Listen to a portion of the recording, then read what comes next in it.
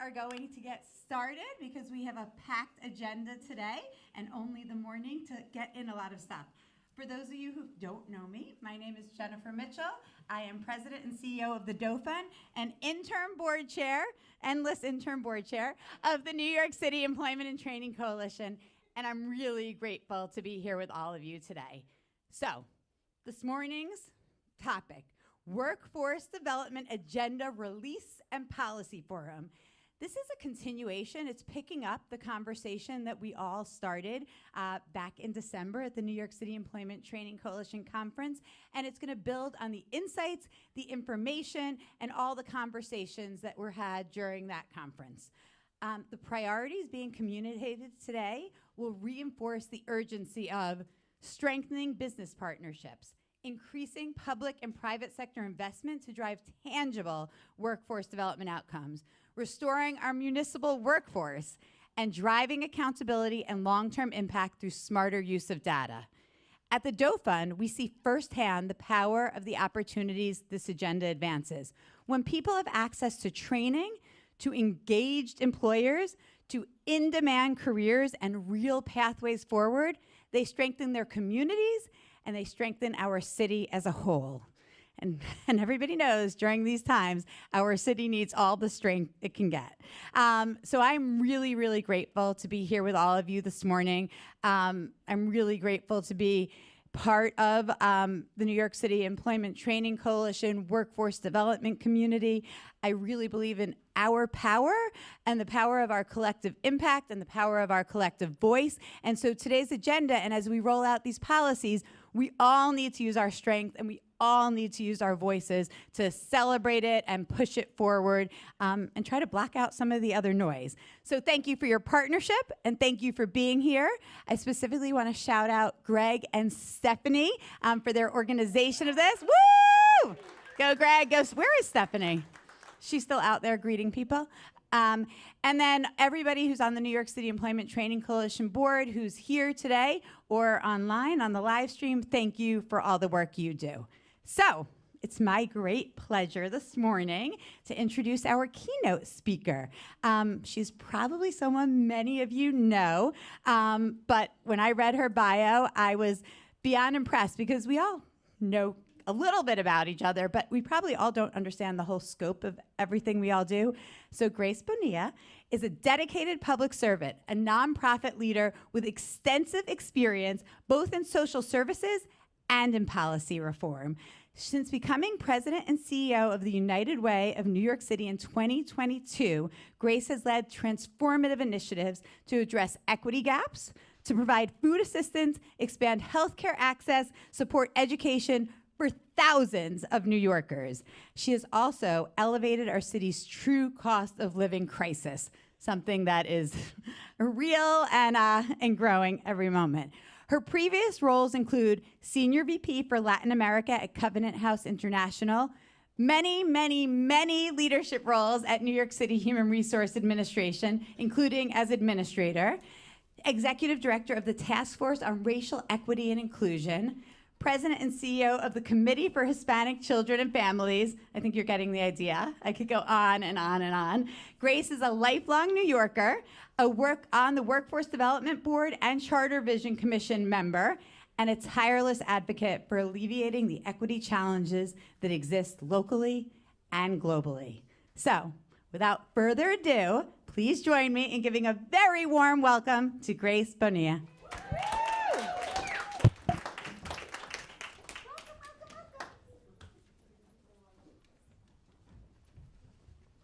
Embarrassing when you hear that, but thank you, Jennifer. I appreciate your warm welcome. Can you all hear me? A little short. Okay, here we go. So good morning, everyone. It is a true pleasure to welcome you all on behalf of New York City Employment and Training Coalition. And I want to extend my deep appreciation for Greg Morris for his leadership and to all of the incredible speakers joining us today. The dedication of everyone in this room, workforce trainers, employers, labor leaders, and city and state staffers is what makes economic mobility a reality in New York City. Your work is not just about job placement. It's about dignity, stability, and ensuring every New Yorker has the opportunity to thrive. But here's the hard news. If we want to make sure that what you do sticks, you will have to think about the work a little differently. And next year, we will need people in this room that represent other sectors, the sectors that address the aspects of New Yorkers' lives that make or break the success of the participants in your programs.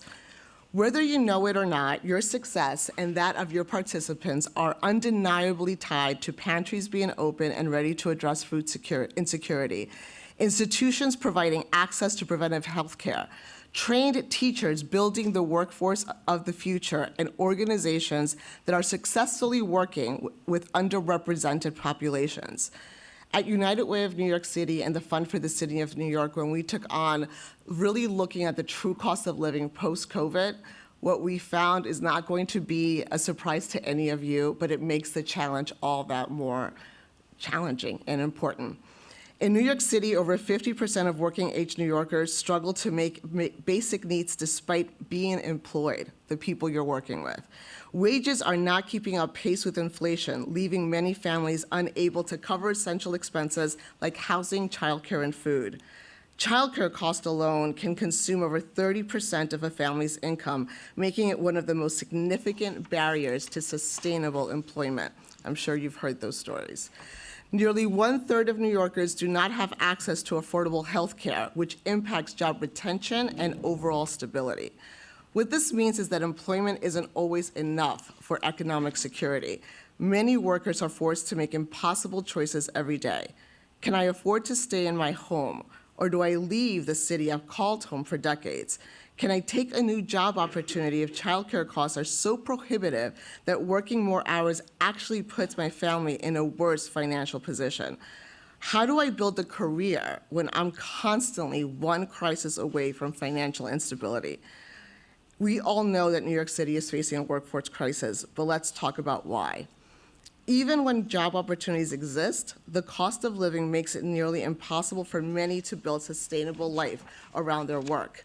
Employment should be a pathway to security, not another gamble.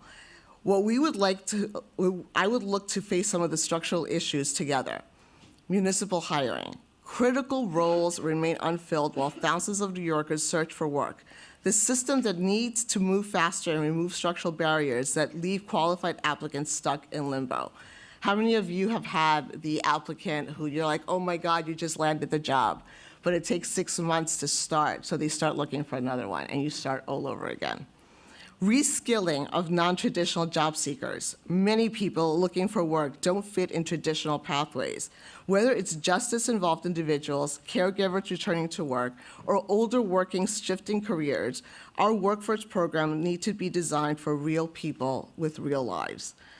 I've seen in my own work, New Yorkers receiving TANF benefits who are required to work, childcare vouchers that don't provide childcare in time, and then the ever-elusive job opportunity that may not provide health insurance, but pays you too much to continue to be eligible for SNAP benefits.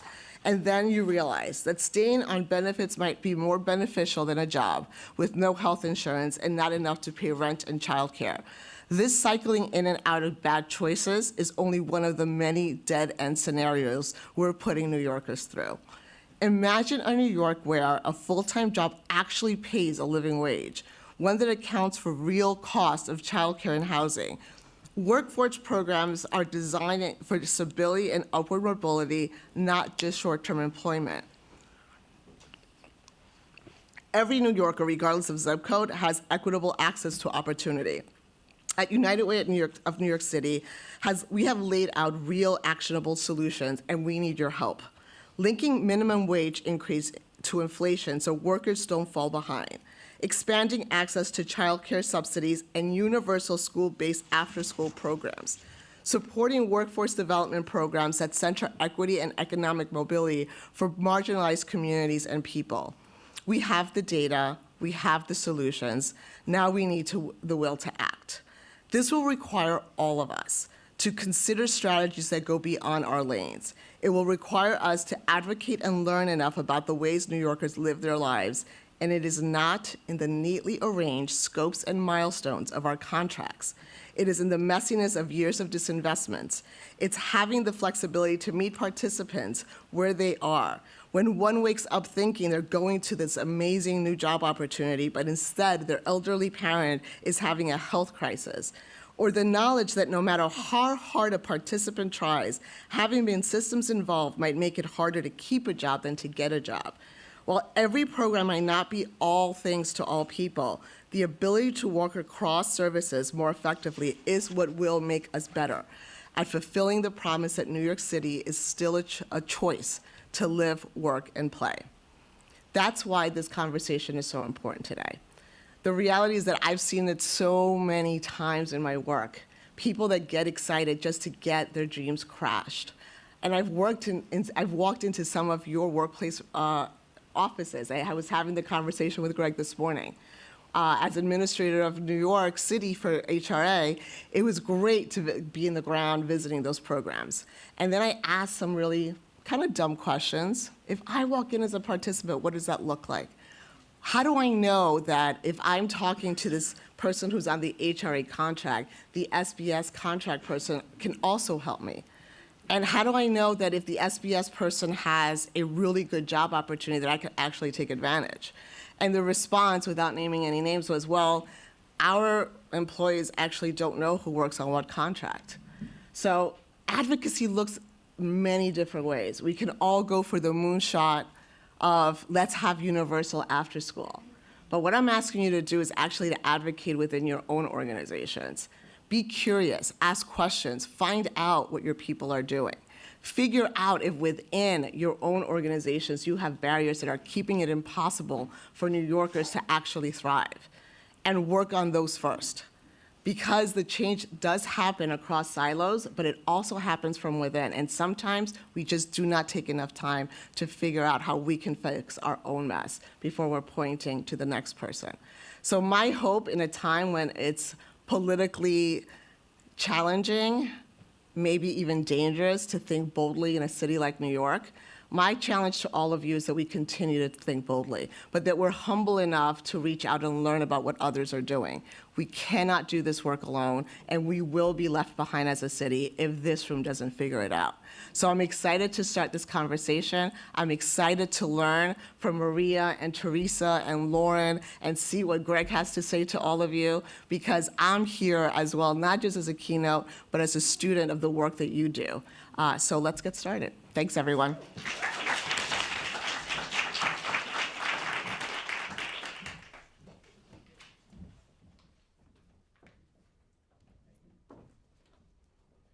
One more time for praise.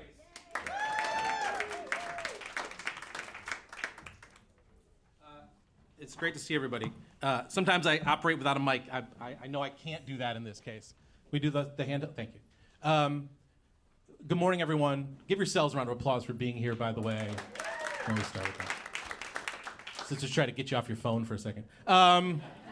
Happy Monday as well. A couple things. I don't know if you saw this or not, but last week, City and State released its New York City Power 100. I don't know if everybody caught that.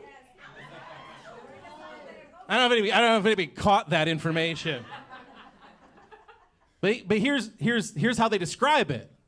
Each year, City and State's New York City Power 100 aims to capture the ever-evolving power structure in the nation's largest city, but it's never been more difficult at an accurate assessment of the pecking order. How should I feel about that, knowing that I'm number 91? Not positive, not sure. By the way, number 2, you know who number 2 was? Donald Trump. Ugh. I mentioned that because I told my parents that I made the list, and my mother texted me and said, "That's very impressive, ... And then she said, should I expect you to be on more lists with the president?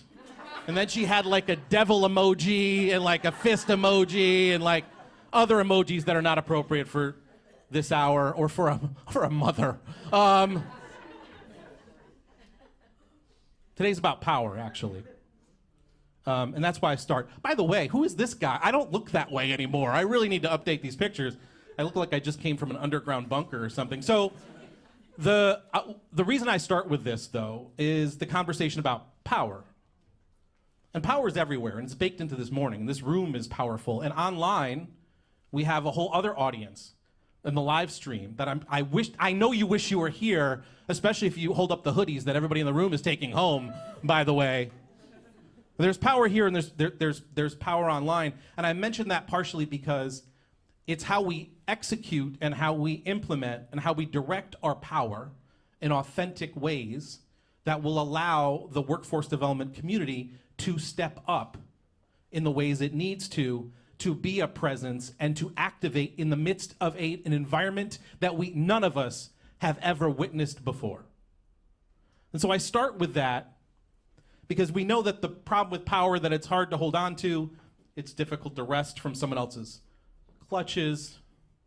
Power drives change, it inspires change, it confuses, it corrupts. It can better outcomes as quickly as it can conspire to develop systems and institutions that benefit some over others and call it success. I start with that again because as I think about and talk about this morning, the values that this coalition is committed to, what it represents and what it seeks to represent, what it is that I think we have learned and focused on over the last 2 years as we take stock of the current state of the New York City workforce development field and the urgency of a very compressed timeline in a city election cycle, followed by a statewide election cycle, to react and respond to either reacting to what power puts upon us or how we take that power and run with it to execute on what we value, what matters to us. And I recognize, by the way, to do any of that in this particular moment, it would be challenging to do it regardless, but to do it right now, as we are tripped up daily by the existing and existential threats we tend to get on our phones to start with, and in our accounts in other ways, and for how we can manage the work and impact the work, I recognize that it makes it exponentially harder. So on that note, I thank you for joining us today in this conversation about power and what power means. I thank you very much for representing the power and impact of the work, but I must stress upon you that the reason we're here together today is to think about both a strategy to push that power and plans to activate it. And just keep one thing in mind as we go forward. The most powerful thing I can think of was posted at a mural near a playground in Brooklyn at this particular challenging moment. Don't panic, organize. So here's how we should be thinking about that. And I'm sorry, I have to just take a side trip for a second before I dig into some of the strategy and plans and just explain to you that it was a few months ago that I was at the local bodega because I'm interested in getting a corner store sandwich, and I like my turkey and cheese on a hero, typically. Salt and pepper on that, please, and mayo, lettuce, tomato, the whole thing. They know me. This is what I do. And as I'm standing in line to do that, waiting, there's a woman directly in front of me. And the woman directly in front of me is kikiing with the guy behind the counter and doing her thing. I mean, they clearly know each other. And she's got him running around and doing the chopped cheese and the whole thing in the background. And they're just vibing. And I'm just waiting, chilling, just because it's late and it's the end of the day, and I'm all good. I'm just enjoying the moment. And that person whipped around at a certain point and looked directly at me and said, "Are you in real estate?" What? No. What led you to that? You're in a suit. Interesting, in a suit. The woman's probably in her early 40s. Together, had her stuff together, was vibing, they knew her. She said, you look like you're in real estate because of the suit. And then she paused and she said, you look like someone who knows about jobs. And I said, what leads you to think that? And she said, well, again, you got a suit on and you look like somebody who would know something about jobs. Tell me more. well, I got to meet Daisy. Daisy's lovely. Daisy was someone who had worked for a long period of time and then had to switch over and take care of her mom. And in taking care of her mom, she had to cut back the hours she was working. And because she had to cut back the number of hours she was working, she got into a position where it was like it got hard to like re-engage in the workforce. And she had sort of reached a point in her life where she didn't know how to reactivate or get back involved. In fact, she was pursuing certain positions, she told me, but then she said, if I got that job, I'd lose my benefits. I can't risk that for myself, from my mom, or my housing. I can't do that. And then that's the point where she started to cry. Because she was in her early 40s, and she couldn't figure out her pathway forward to take care of herself and her family in real time. And what were the odds that she would just whip around to someone in a suit at the corner store, at the bodega, and say directly, do you have a job? Now, Daisy and I have corresponded off and on since, and I laid out for her all of the different ways in which she could find opportunities in this particular city, and all the different partners and connections she could make to be able to pursue that. Daisy, by the way, is not unlike the people who call Stephanie. Shout out to Stephanie, who's right back there. Give it up for Stephanie, everybody. Who reach out to this coalition on a near, Stephanie, am I right? On a near daily, everyday basis now, job seekers looking for opportunities. Sometimes, in some cases, folks who've been part of city agencies and sought services from that capacity, some who've gotten trainings from programs in this particular room and got credentialed over and over again from one training program to another training program to another training program, but don't have their feet planted anywhere, particularly in a job that's going to allow them to live safely and comfortably in the city. And some of them, like Daisy, are now so far removed they really don't know where to turn. The reason I bring this up, I could talk about lots of things today, and I'll lay out for you the plans that I think we should have and the strategy that we will undertake. I'll do that. But at the end of the day, this has to feel real. This has to feel like something we can own and we can take upon ourselves to act on and work with. So that someone like a Daisy knows where her options are, is clear about those, and can get her feet planted again. Or, now to make it very personal, I'm lucky enough in my life to have helped raise 2 kids from ages 4 and 6 to now 24 and 26. That is a striking circumstance, by the way, to know someone who's this to now this is insane. 2 college graduates, by the way. Shout out to the mom who did all the effort and all the work to make that possible. I just happened to be along the way, elbowing, pushing, trying, striving to be in that place. The oldest, now teaching at a charter school. Fantastic news. You know what the downside of that is? His salary was so low to start with, he got in rent arrears that he couldn't get out of. So now he's compromised with his credit moving forward.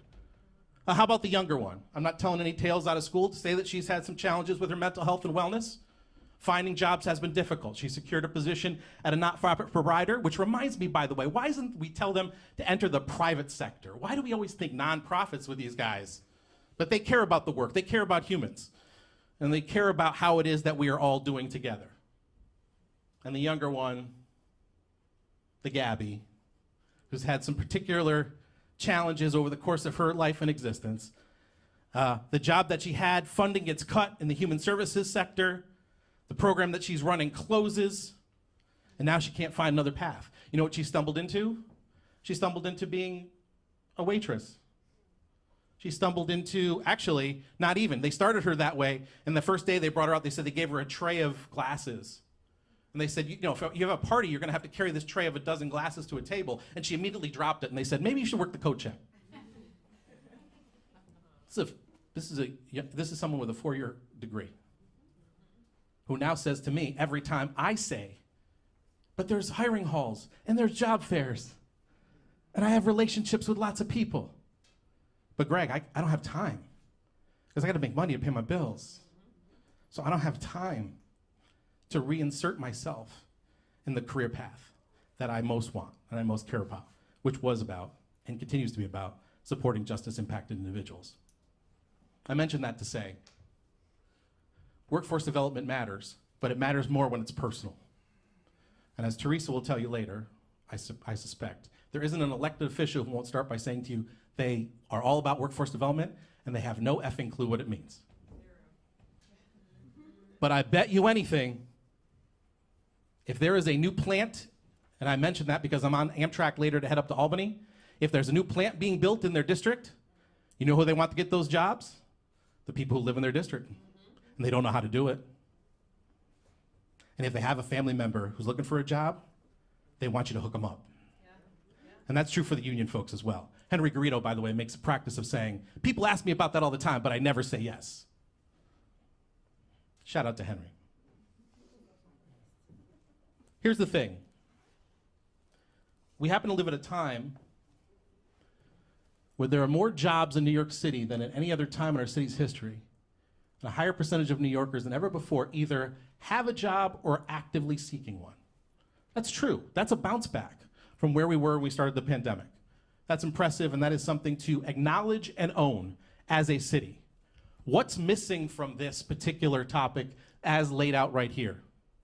Well, a couple different things.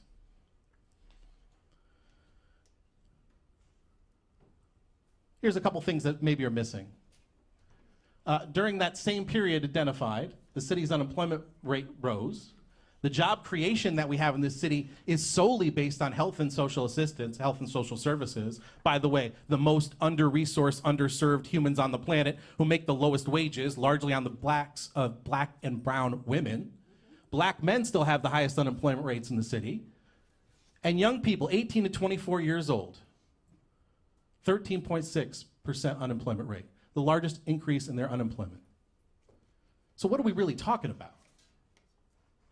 Are there jobs or are there opportunities? Are there jobs or are there pathways forward? Are there jobs or is there affordability? None of what we talk about tends to be about what does job quality look like? What does career advancement look like? What are the resources that are around me that are holding down and addressing the affordability issues in this city?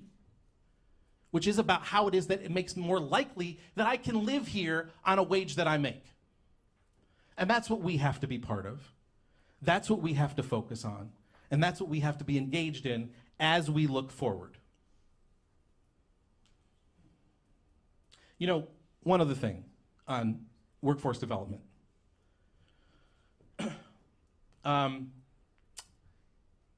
The persistent unemployment rate is a problem. And not for nothing, we've talked about and recognized quality job creation is key. But I just want to be clear, when we talk about workforce development, sometimes in conferences or convenings, I talk about scaffolding, okay? When I talk about scaffolding, I'm talking about workforce development. Because to me, scaffolding means the pieces and parts that allow someone to continue to grow over time, okay? And that to me is what workforce development is. And it has been historically true that the systems, some of which Grace referenced earlier, have not been about building that scaffolding. Or it has been about building a new piece of scaffolding in a different location instead of connecting the pieces that are already in existence. So as I lay out what plans and strategies we have looking forward, I want you to be aware the goal is to connect those pieces or build the new ones or to ensure that there is actual scaffolding so the daisies and the Gabbies and the friends and family and communities that we are most focused on have the opportunity to go upwards over time. You're going to hear a bunch later from Lauren and the Budget Outlook report, but I just want to make, and that's going to dig into some of what it means when we talk about policy and federal policy and what a deep dive into the data and the recommendations on a city and state level and a federal level that have to be made in order to be able to activate meaningful strategies over the course of time. And of course, in the next piece that we'll hear about from Maria and Teresa will be all about what does power look like, what does it actually mean and how to activate it, and what are the particular strategies that we will use to engage. But here's a couple things I'm not going to spend time on. We're not going to get lost in the next 15 minutes on AI. Shout out to AI in every way imaginable. But Lightcast, which is an entity that is thinking about and doing research, essentially said something along the lines of, Is it a crisis? Is it tremendously important to be up to speed? Is it everything that matters to understand how AI works? Yes. Is it changing jobs right now? No. No. Not for the jobs that are available in this city right now. So I'm not gonna get us caught up in that.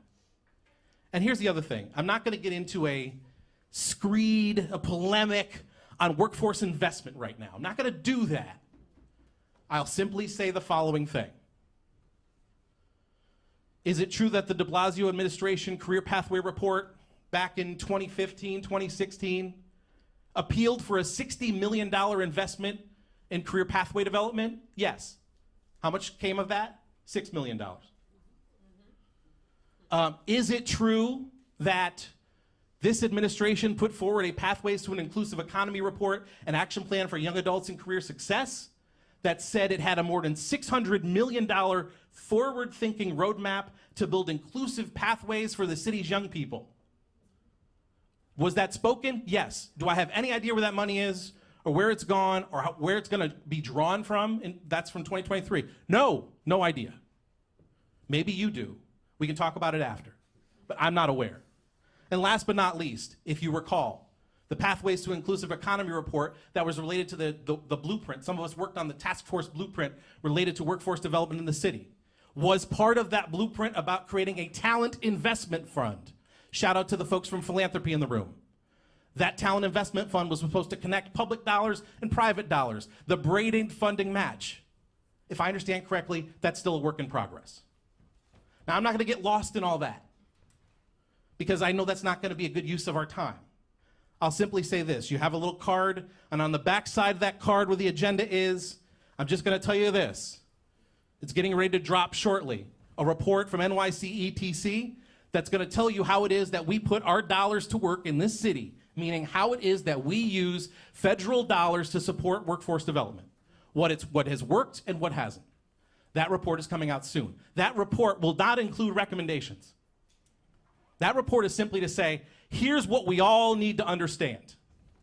Don't play cards or play games with us at all about where the money could be or what we imagine what has happened. Simply a matter of the dollars went from here to help this many people. If you want to draw conclusions from that as to how it is that a rate of a per participant cost means, feel free to do it. But that's not what it's about. And not for nothing, you're going to find out a couple things when you look at that report. You're going to find out that the dollars have shifted to young adults, largely. Why? Through summer youth employment. And yet, we still seem to be struggling, don't we?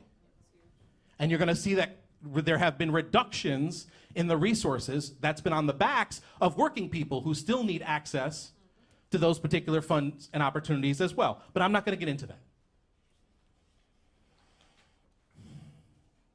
Also, I have to also make mention of the fact that I'm not going to get into discretionary dollars from our city council, our beloved city council members. By the way, we all just submitted to our city council members discretionary funding applications, pleading for dollars from the council. Bless their hearts. From FY22 to FY25, you know how much money they've kicked into workforce development, small business service and workforce development initiatives?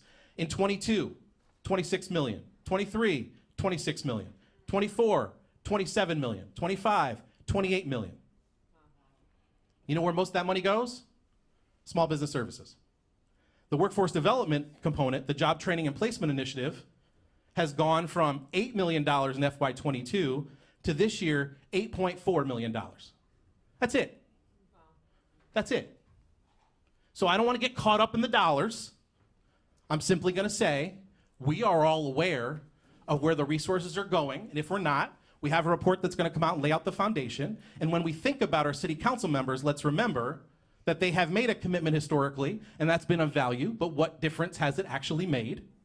And by the way, every single conversation I have had, Stephanie and I have had over the last X number of months as people have tried to fill out their discretionary applications, has started with people saying to us, how on earth is it I get money from the council to be able to support my job training program? I'll just mention that. That's all. I'm not going to say any more about funding. There are some direct disconnections between workforce development and employment access that prevent New Yorkers from securing high-quality jobs, and that impacts the overall health of our city. These disconnections are most prominent in neighborhoods that are underserved and under-resourced, and have resulted in significant historic unemployment gaps between communities of color and white New Yorkers. New York City's recovery from the pandemic has been uneven. The gap between highest and lowest wage earners is widening. The disparity has deepened between the city's affordability crisis, making it harder for residents to achieve financial security. When you see this chart, what is it you take from this? Pre-pandemic to now, higher wage folks are doing even better, lower wage folks are struggling, and the middle is falling out. So what does that mean exactly? Where is my connectivity between here and here in a city, as you pointed out, Grace, that has become increasingly not affordable to live in? So on that note, it's time to switch over into the workforce development agenda and where it is that I think we need to go to address some of these issues and elements that have been described. And before I do that, I just wanted to be clear on one or two levels here. There's a difference between strategy and plans. And this particular quote has struck me recently. Plans have to do with the resources you're going to spend. So I'm going to say this is our strategy. I'm going to say these are our plans. Strategy, on the other hand, specifies a competitive outcome that you wish to achieve, which involves customers wanting your product or service. How is it that the coalition can demonstrate its value? What is it we choose to do using our strategies to impact change? Plans, how it is, what are the steps we're going to take to be able to get there? To bring it back to the beginning, the only power exists if we have stakeholders that exist inside this room and outside of this room that agree on the strategy and support the plan and invest in the plan. So as I lay this out for you, I want you to be aware of a couple things. Strategy 1 focused on economic mobility, how it is that human capital and social capital connect. Strategy 2, developing robust partnerships between the business community and the workforce development community, and that engages labor, higher ed, that engages philanthropy as well. That's what partnership looks like. We need to come up with a better word, by the way, than partnership, because it's got to be deeper than an MOU. We need to leverage local networks. That's the other piece of this. This city has evolved in a different way now. Regions and networks and neighborhoods now become the key to elevating the impact and supports for local job seekers, local talent, local businesses, small, mid-size, or otherwise. Number 4, we need to see critical infrastructure investment, and that includes, and Maria, this is for you, this includes specifically an investment in human services contracting, because that is a significant percentage of the workforce that has fallen even farther behind. And last but not least, number 5, we need to see the data. We need to hold ourselves accountable for the data at exactly the same time and demonstrate as a city a data set that tells us whether or not what we are doing has value, how we redirect our resources to be able to ensure value, and how it is when we're not doing what we need to do, or we have a great new idea that's already been done 6 different times, that we say to ourselves, what else makes sense? Some people say to me, I'm too loud. I used to say, well, it's passion. Building on these strategies, we'll turn our attention to the plans that will serve as the backbone of these efforts. Each plan is designed to drive measurable improvements and is aligned with future budgetary, legislative, and regulatory commitments. And by the way, that work starts literally, I have a train to Amtrak at 3:15 today as I dig into lobbying on a couple of different items here that require statewide investment. So here are the highlights. Investing in economic mobility. 2-parter. We need to invest in our public service. Primary public service reimagined, revitalizing NYC's municipal workforce. Why? It's a severe municipal workforce shortage. 20,000 jobs lost. We have systemic challenges to be able to get people onto those on-ramps, but there, I believe, and this has been communicated to me through partnership with our different providers, there is a commitment right now from our workforce development providers, an initial reaction from the union trade universe. There's commentary from philanthropy and some of our business partners to activate civil service reform, to focus on expanding training for current municipal employees so they can level up at the same time as they open ramps for other people to come on board, and additional structured career on-ramps for young adults in underrepresented communities to enter into the municipal workforce. That's an example of number one. Number two, related to economic mobility. I've referenced this already. Reskilling and upskilling options. There are far too many, some college, no degree New Yorkers who are now stuck in place. Our desire to be able to seek investment in their degree completion and funding, that there needs to be legislative action to support that particular work, that is a particular plan to support economic mobility of New Yorkers. Next, when I dig into robust partnerships, this is about tech equity. This is about the number of households in New York City that don't have broadband access. This is about the number of New Yorkers that exist in a world that can't access not tech career job, but any job, because it requires technical engagement and training to be able to have it and to earn it. 90% of jobs now requiring basic digital skills. No New Yorker should be without those skills. OpenAI just announced this new partnership to get New Yorkers engaged in thinking about AI strategies. They're going to work that through the libraries. It is our desire to partner with CUNY and other industry leaders to think about digital skills training in every neighborhood, especially the neighborhoods that have historically been the most under-resourced, and being able to find those particular pathways. Next, in terms of establishing robust partnerships, this is about local hiring initiatives. This is about trying to help local small and mid-sized businesses find the capital and resource to make investments in the workforce, make investments in local talent. We have some private sector capital strategic related partners that may have an interest in doing this work with us. This, we think, is opening up a new pathway to job opportunities in neighborhoods. Next, leveraging local networks. Here's the missing link. Workforce investment in this city is disconnected from economic growth. Part of the reason I'm going to Albany, and part of the reason I'm so invested and focused on the Economic Development Committee led by the majority leader in this city council, is about making this a commitment between what workforce looks like and economic development looks like, sustainable, real, that exists in terms of real dollars. That when the cruise ships that come into this city, and by the way, there is an existing agreement that if cruise ships come into the city, they have to kick dollars into a fund to support the places where it is that they dock.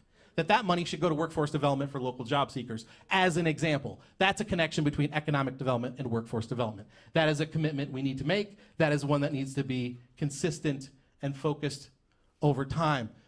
Here's another example. Well, now I'm going to move on to leveraging local networks. This is about margins to mainstream, workforce pilot for stability and social capital. Okay, here's the thing. This is specifically a conversation about unhoused New Yorkers. Unhoused New Yorkers with limited language skills. Read between the lines as to who I'm talking about here, and think about how it is that their economic success, or the economic success of new arrivals to this city, are going to dictate whether or not we find economic success as a city moving forward. The desire to work in partnership with workforce providers and a statewide initiative called the Ellis Island Initiative to try to get state money to support those particular pathways matters more than ever. We want to stand up for that particular issue and focus as we go forward. Couple more to go. Workforce Navigator Core.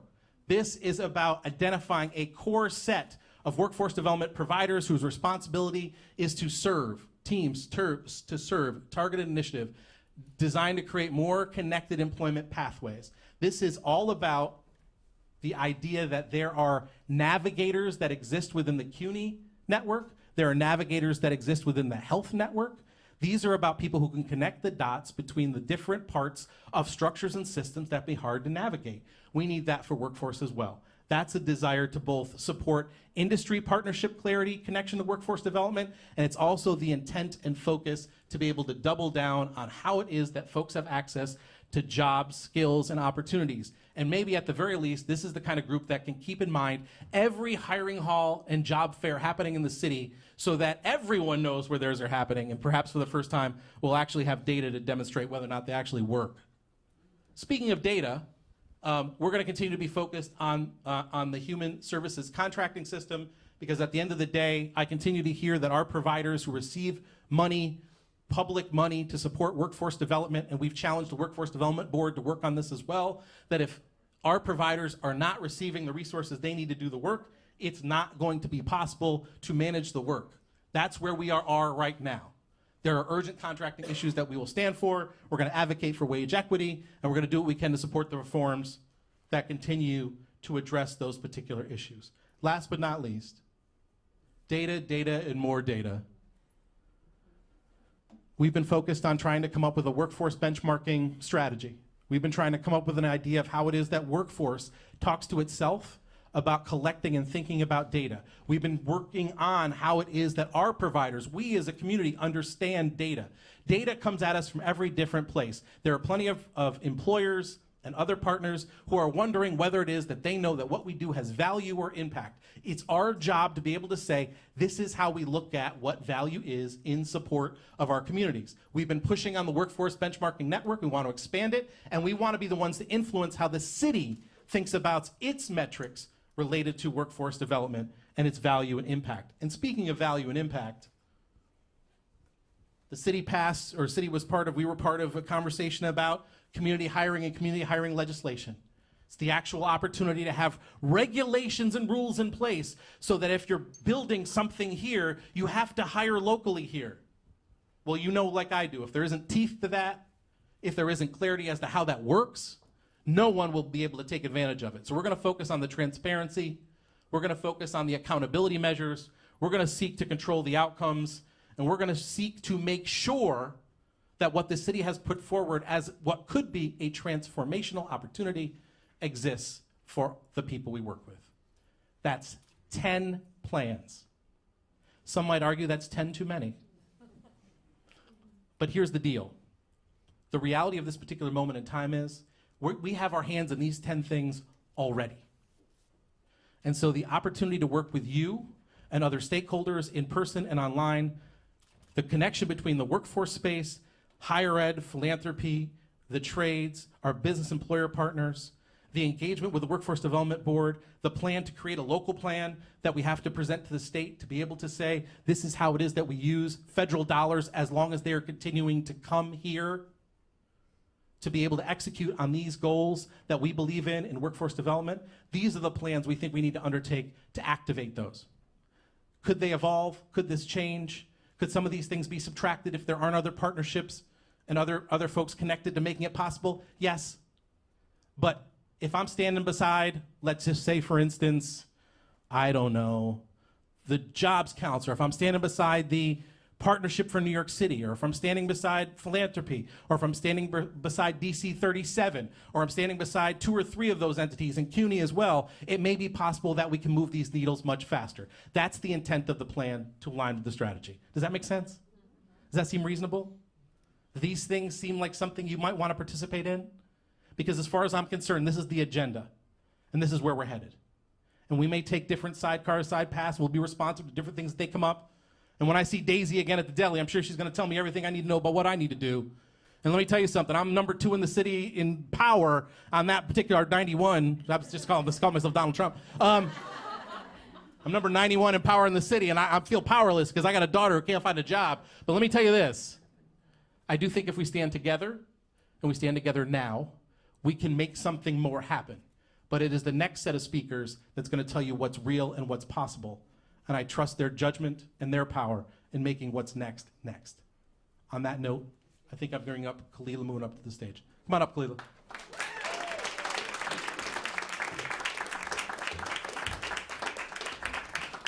Good morning, beautiful people.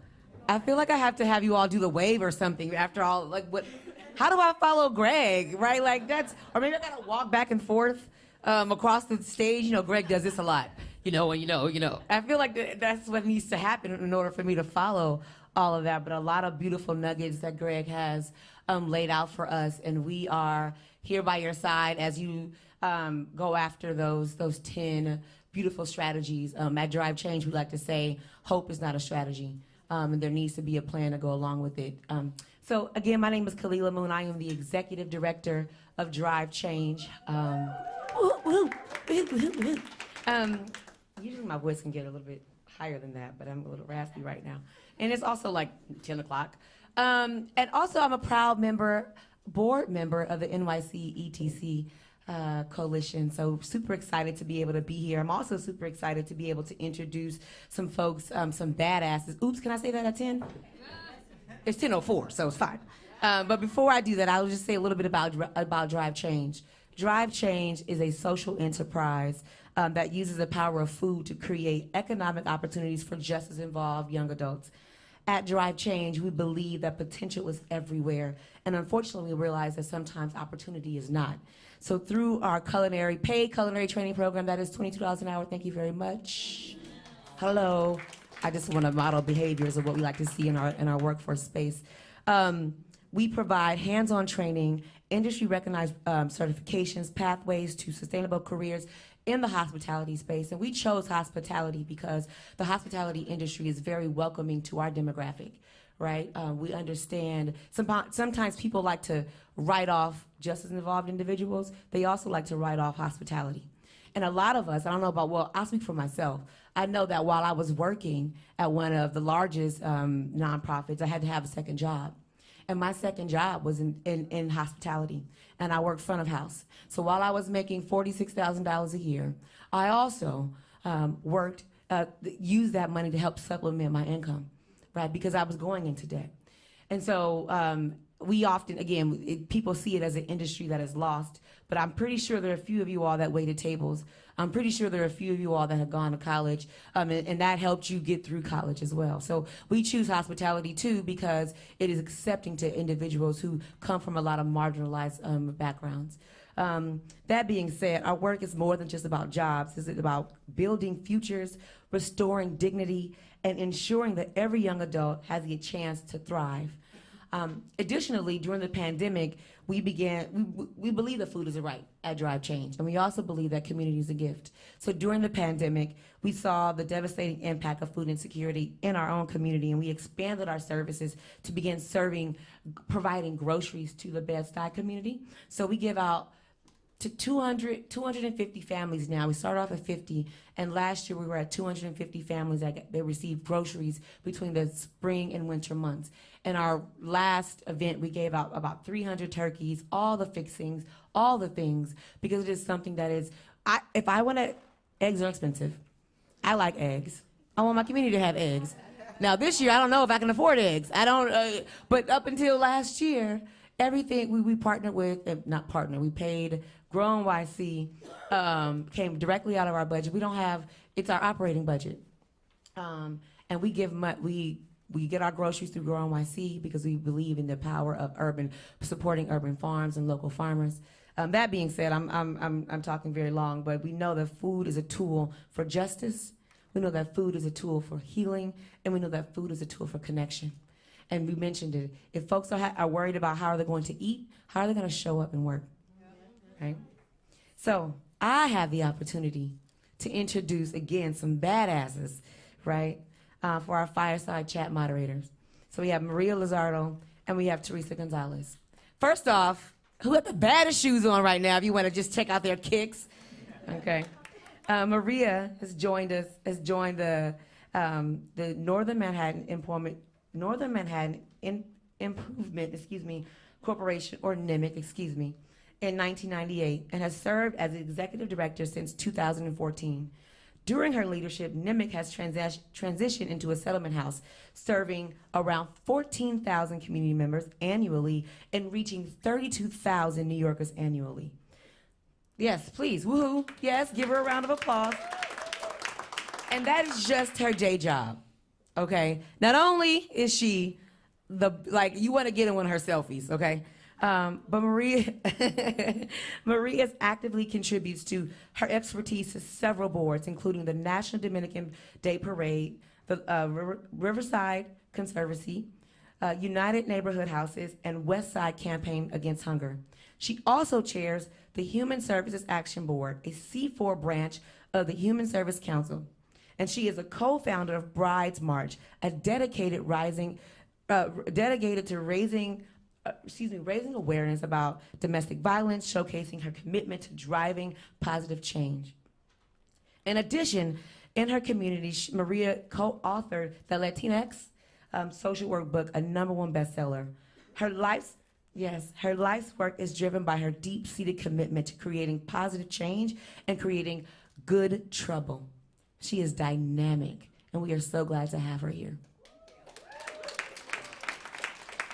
So now, after who's going to be joining Maria on stage will be Teresa Gonzalez. Teresa is a partner at Bolton St. John's, where she begins her expertise on stakeholder and community engagement and land use matters as a city lobbying to nonprofits, real estate, and corporate clients.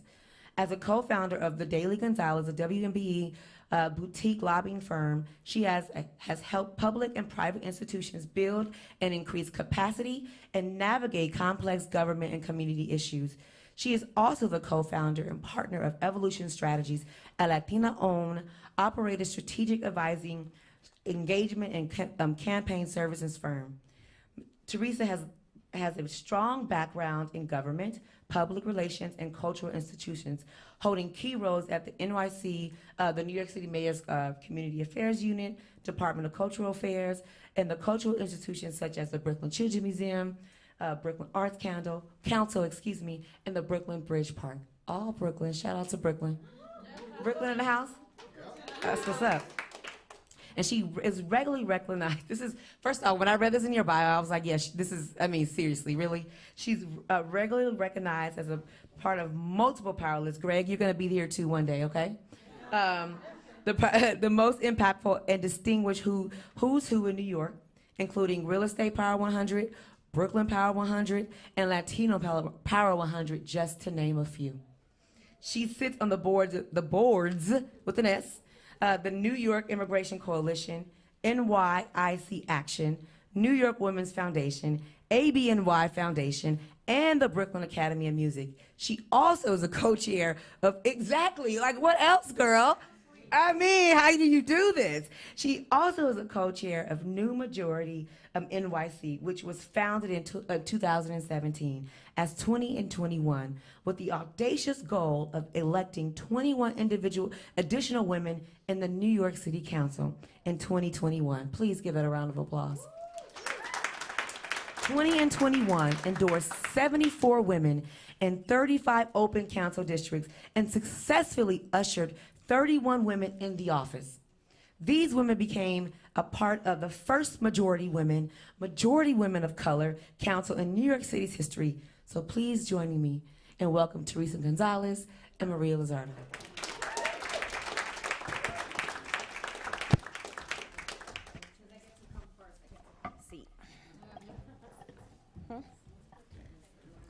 Are the mics on? Oh, yes. Well, good morning, everyone. And yes, when we were up in Albany for caucus weekend, I think it was Greg was just fanning Councilmember Tiffany Caban's sneakers. Oh my God, they're so fabulous, they're so fabulous. And I was like, oh, I'm bringing mine for your thing. Because you asked me to moderate, and I'm gonna show up. So here I am. And then of course, Teresa had to do the same thing. So thank you so much for joining us today, and thank you, Greg, and Stephanie for trusting us too with this. He did send us some talking points and questions, but we're not going to do that. We're just going to have a conversation. And if you don't know Teresa, you need to get to know Teresa. So make sure you get her contact information, because she shows up, whether you're a client or for 50 jobs and firms that she's with or not. She gives of herself freely.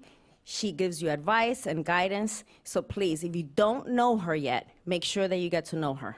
So Teresa, considering the last few years, COVID, the political chaos in DC at the state level, and let's not forget the city, why the hell do you do this? Mental illness? No. First of all, good morning, everybody. I am not a before 10 a.m. person, so the fact that I'm here is a miracle.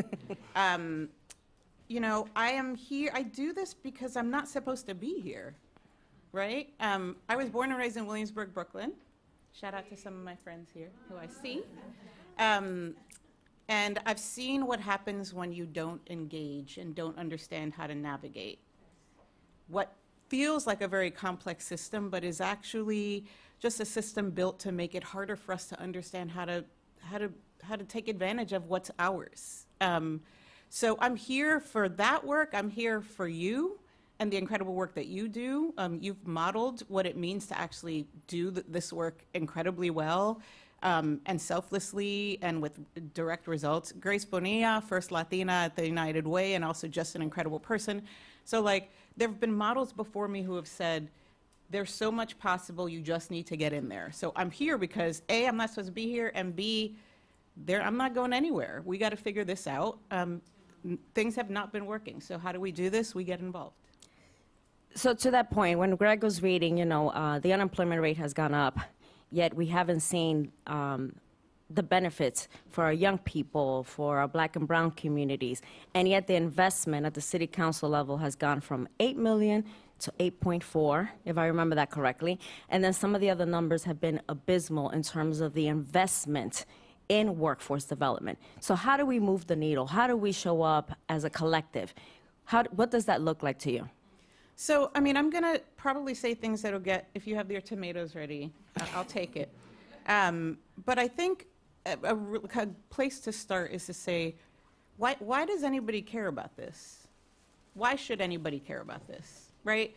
The city council as a body, but also individual members, are dealing with a myriad of issues in their district, whether it be health disparities, educational disparities, right? There's a list of stuff. So you add to that, and understanding that workforce is the foundation, right, in economic development, and that connection needs to be clear.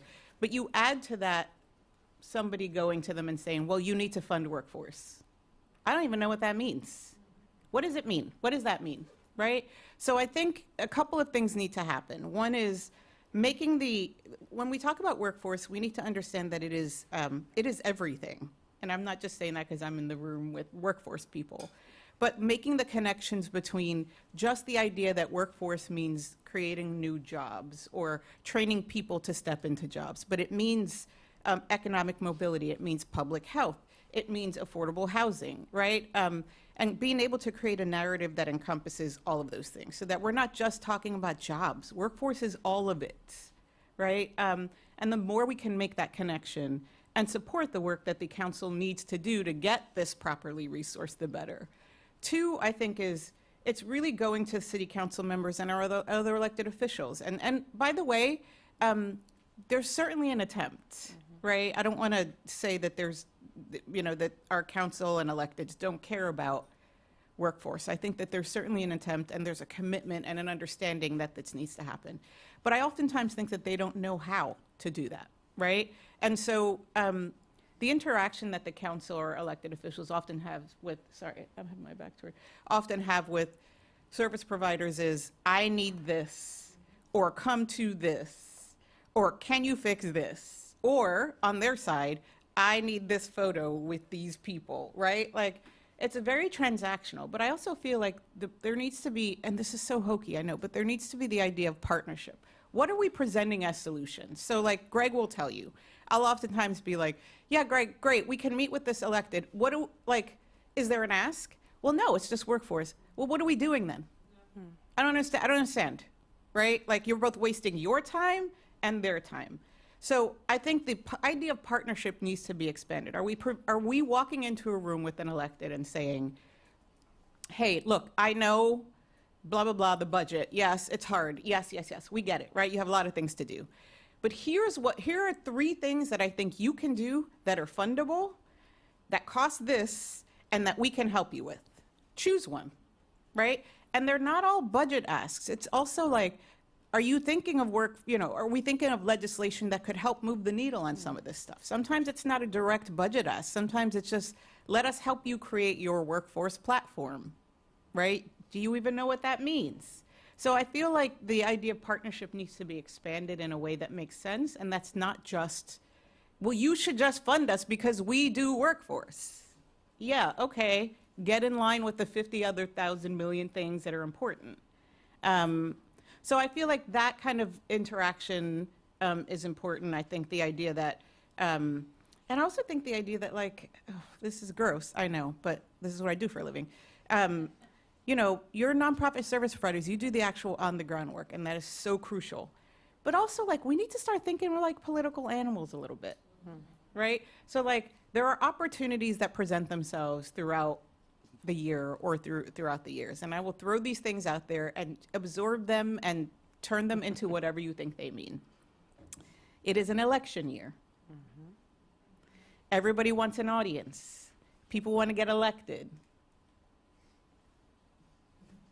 right? So like the power in that alone really allows or lends itself to this group, right? This sector saying, and I'm not just talking mayoral forums. I'm talking real political power, and thinking about things in a strategic way as it relates to political power, I think is really important. Walking into a room or walking into conversations with your colleagues saying, we haven't seen these things that we've asked for, or we haven't seen movement in these things, and quite honestly, you're not presenting that to us, so here's the door, right? Not being afraid to do that as well. The power that you have is so much more than you know. And it's not just about service providing. It's also about people listening and coming to you when I mentioned photo ops. And again, this is just general. I'm not talking about any elected in particular. But the power in that is immense. And I think the more that we can get together and talk about political strategy and how the sector is presenting the idea of workforce and the work that you do through a political lens, I think the more that we can do that, the more you'll notice that people suddenly, magically are like, you know what, you're absolutely right. Oh, and here's $50 million. I mean, not that that's going to happen, but, right, this is how this works, right? This is how political consulting works. It just so happens that you're on the other side of this and you don't consider yourselves political consultants, but honestly, you're probably more powerful than we are. So I know, there's a lot of members in the New York City Employment and Training Coalition, and some have resources to have, their government relations office and team, and communications and this, and then there are some that don't, and, so I can imagine sitting here and being like, oh shit, like I don't have that kind of resource, how do I invest in this? And I'll just tell you, like at NMIC, I started 10 years ago. We were, we serve Upper Manhattan and the Bronx.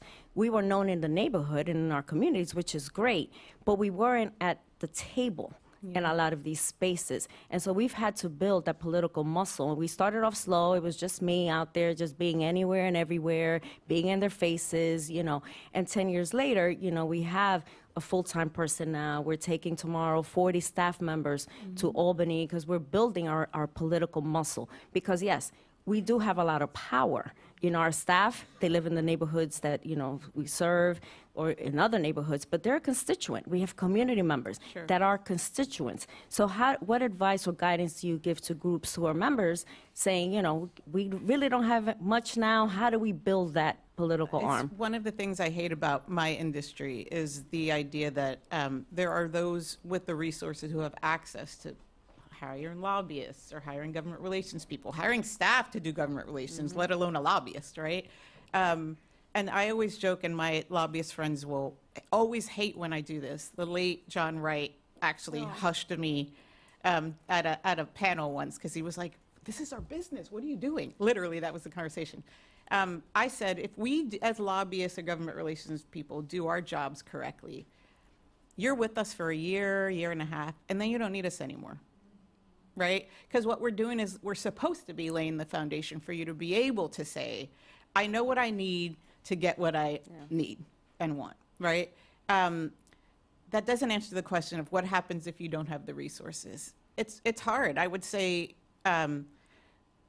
follow people like Maria Lizardo, right? She built it. She's one of the most incredible advocates. And by the way, everybody in this room is a lobbyist. It's always cracks me up when people are like, oh my God, lobbyist is a bad word. Is it? Because you're all asking for the same things. Yeah. So like, let's get over that.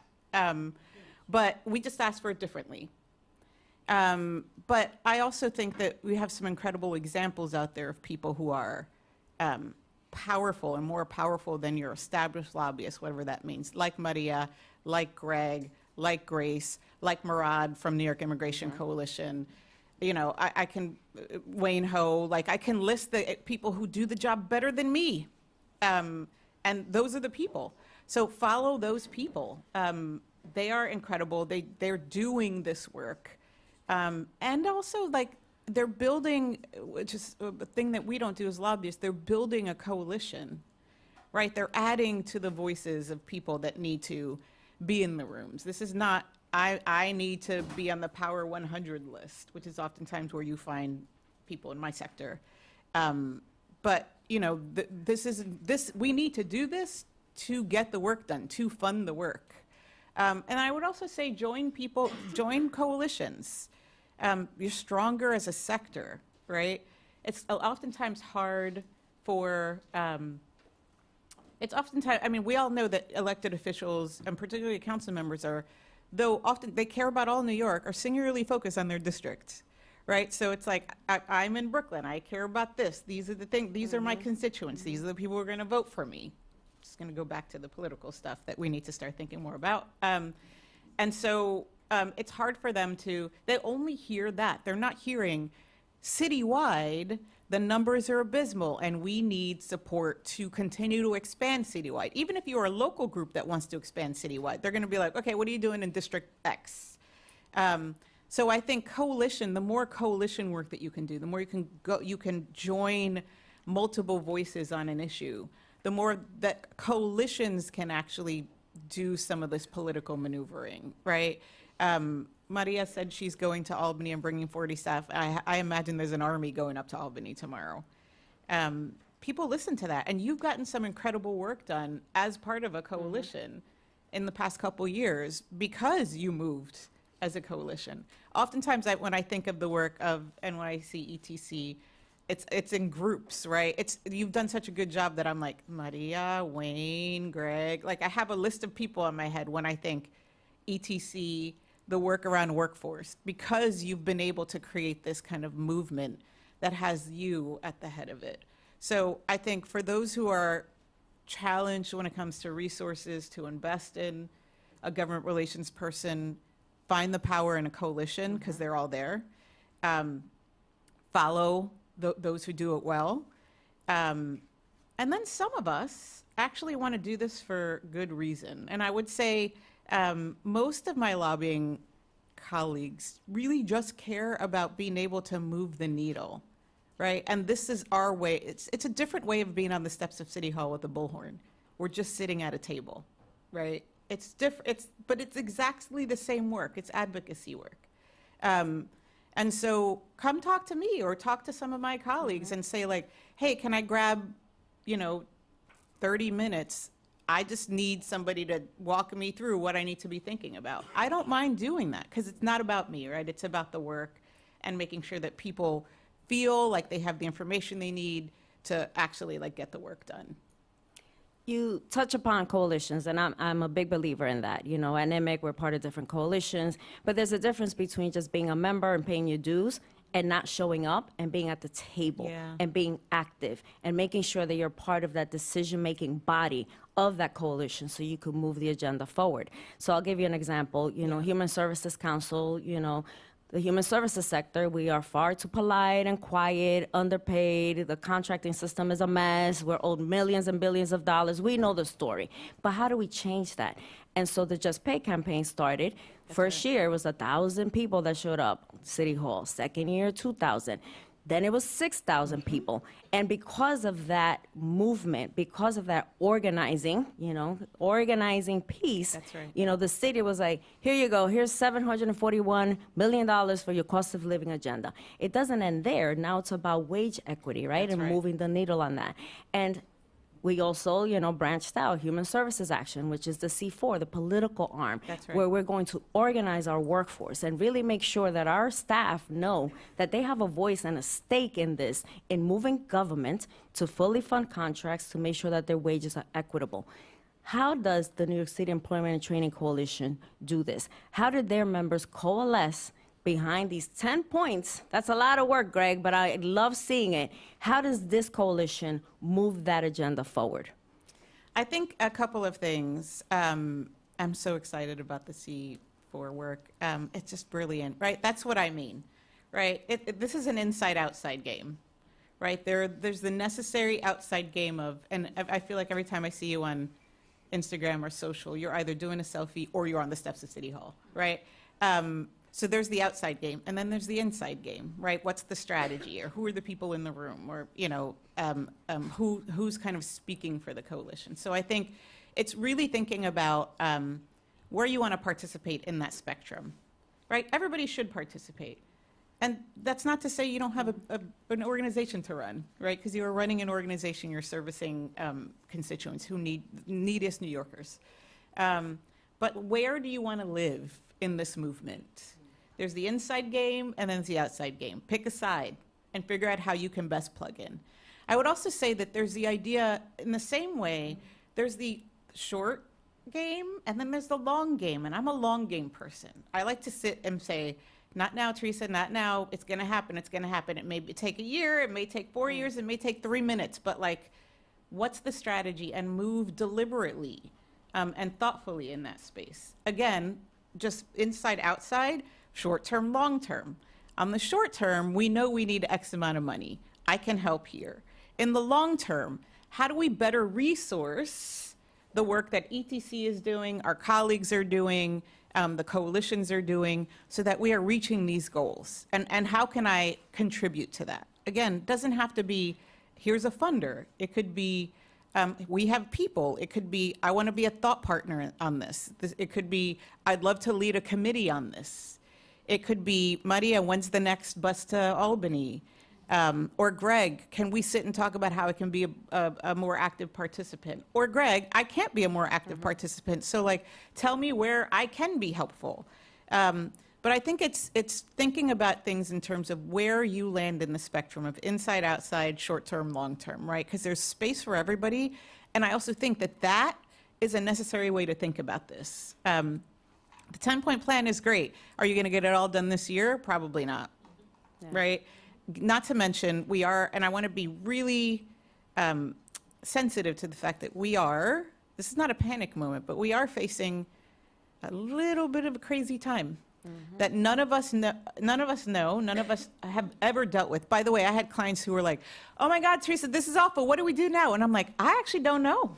I've never done this before. I'm also new with this. This is the first time for all of us. So realize that like, we are all collectively going through this trauma together and trying to navigate what to do. And the only thing that I know what to do is to say, keep your head down, keep working. We are gonna have to be nimble, we're gonna have to be fast, and we're gonna have to do this together, really. It is also an election year, just gonna put that out there. But I think that the idea that we are facing these unprecedented times, with that idea in mind, understanding that there's still a short-term goal, that it changes our long-term goal a bit, right?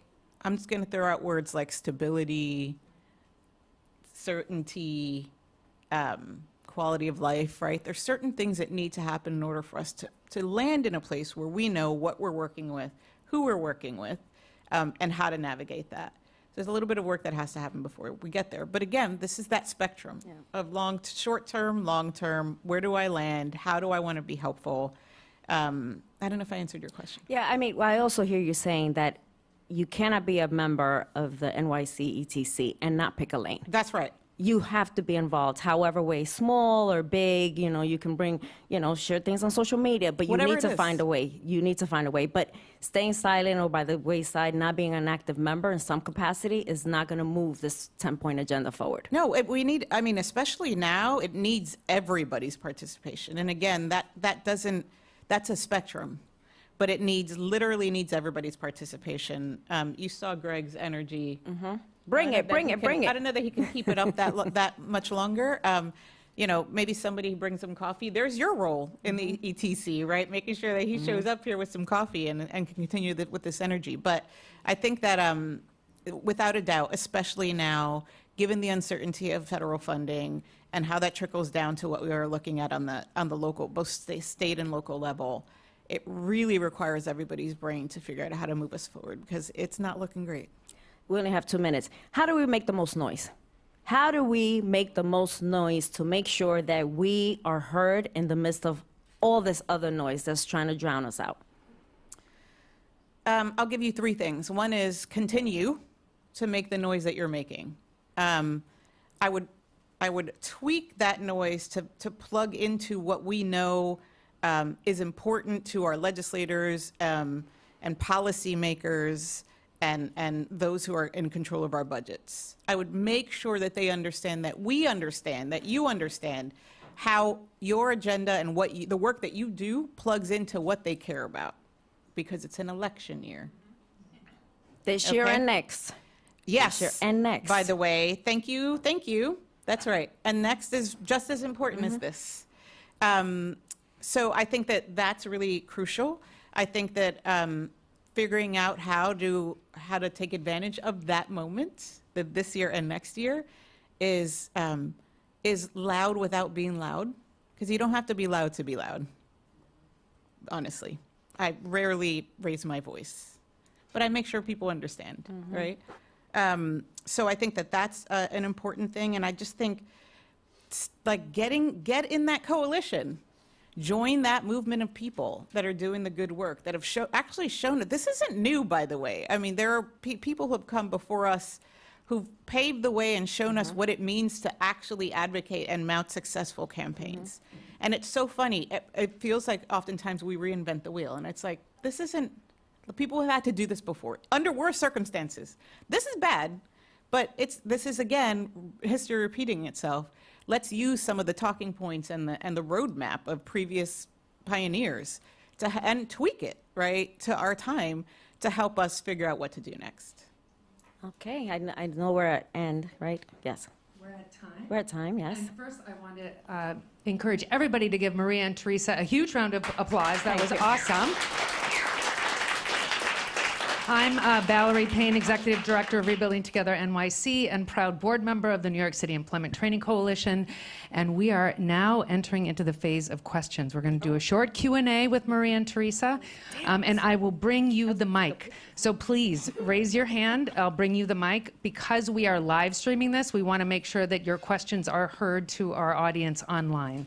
So does anybody have a question? We heard so much about the inside game, the outside game, the short term and the long term. All the games. Yeah, all so important. All right, I'll start with a quick question. If somebody has not engaged on the outside game ever, what is the very first step they should take? Follow the leaders.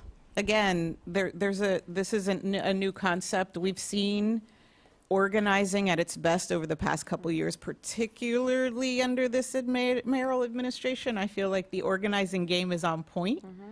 So there is a roadmap. Use that roadmap.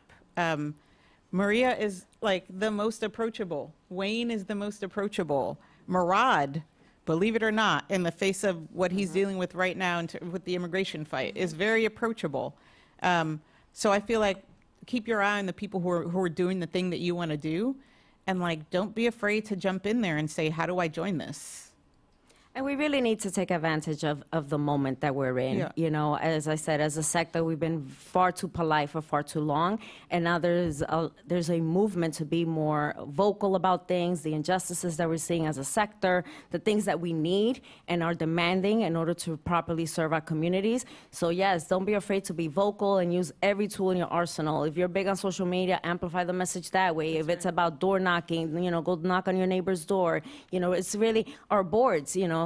We have to bring in our boards. We have some folks have some really powerful boards, and their voices matter. Bring in philanthropy, because many times we give them an out, and they also play a role in all of this. So this is the moment. Yeah.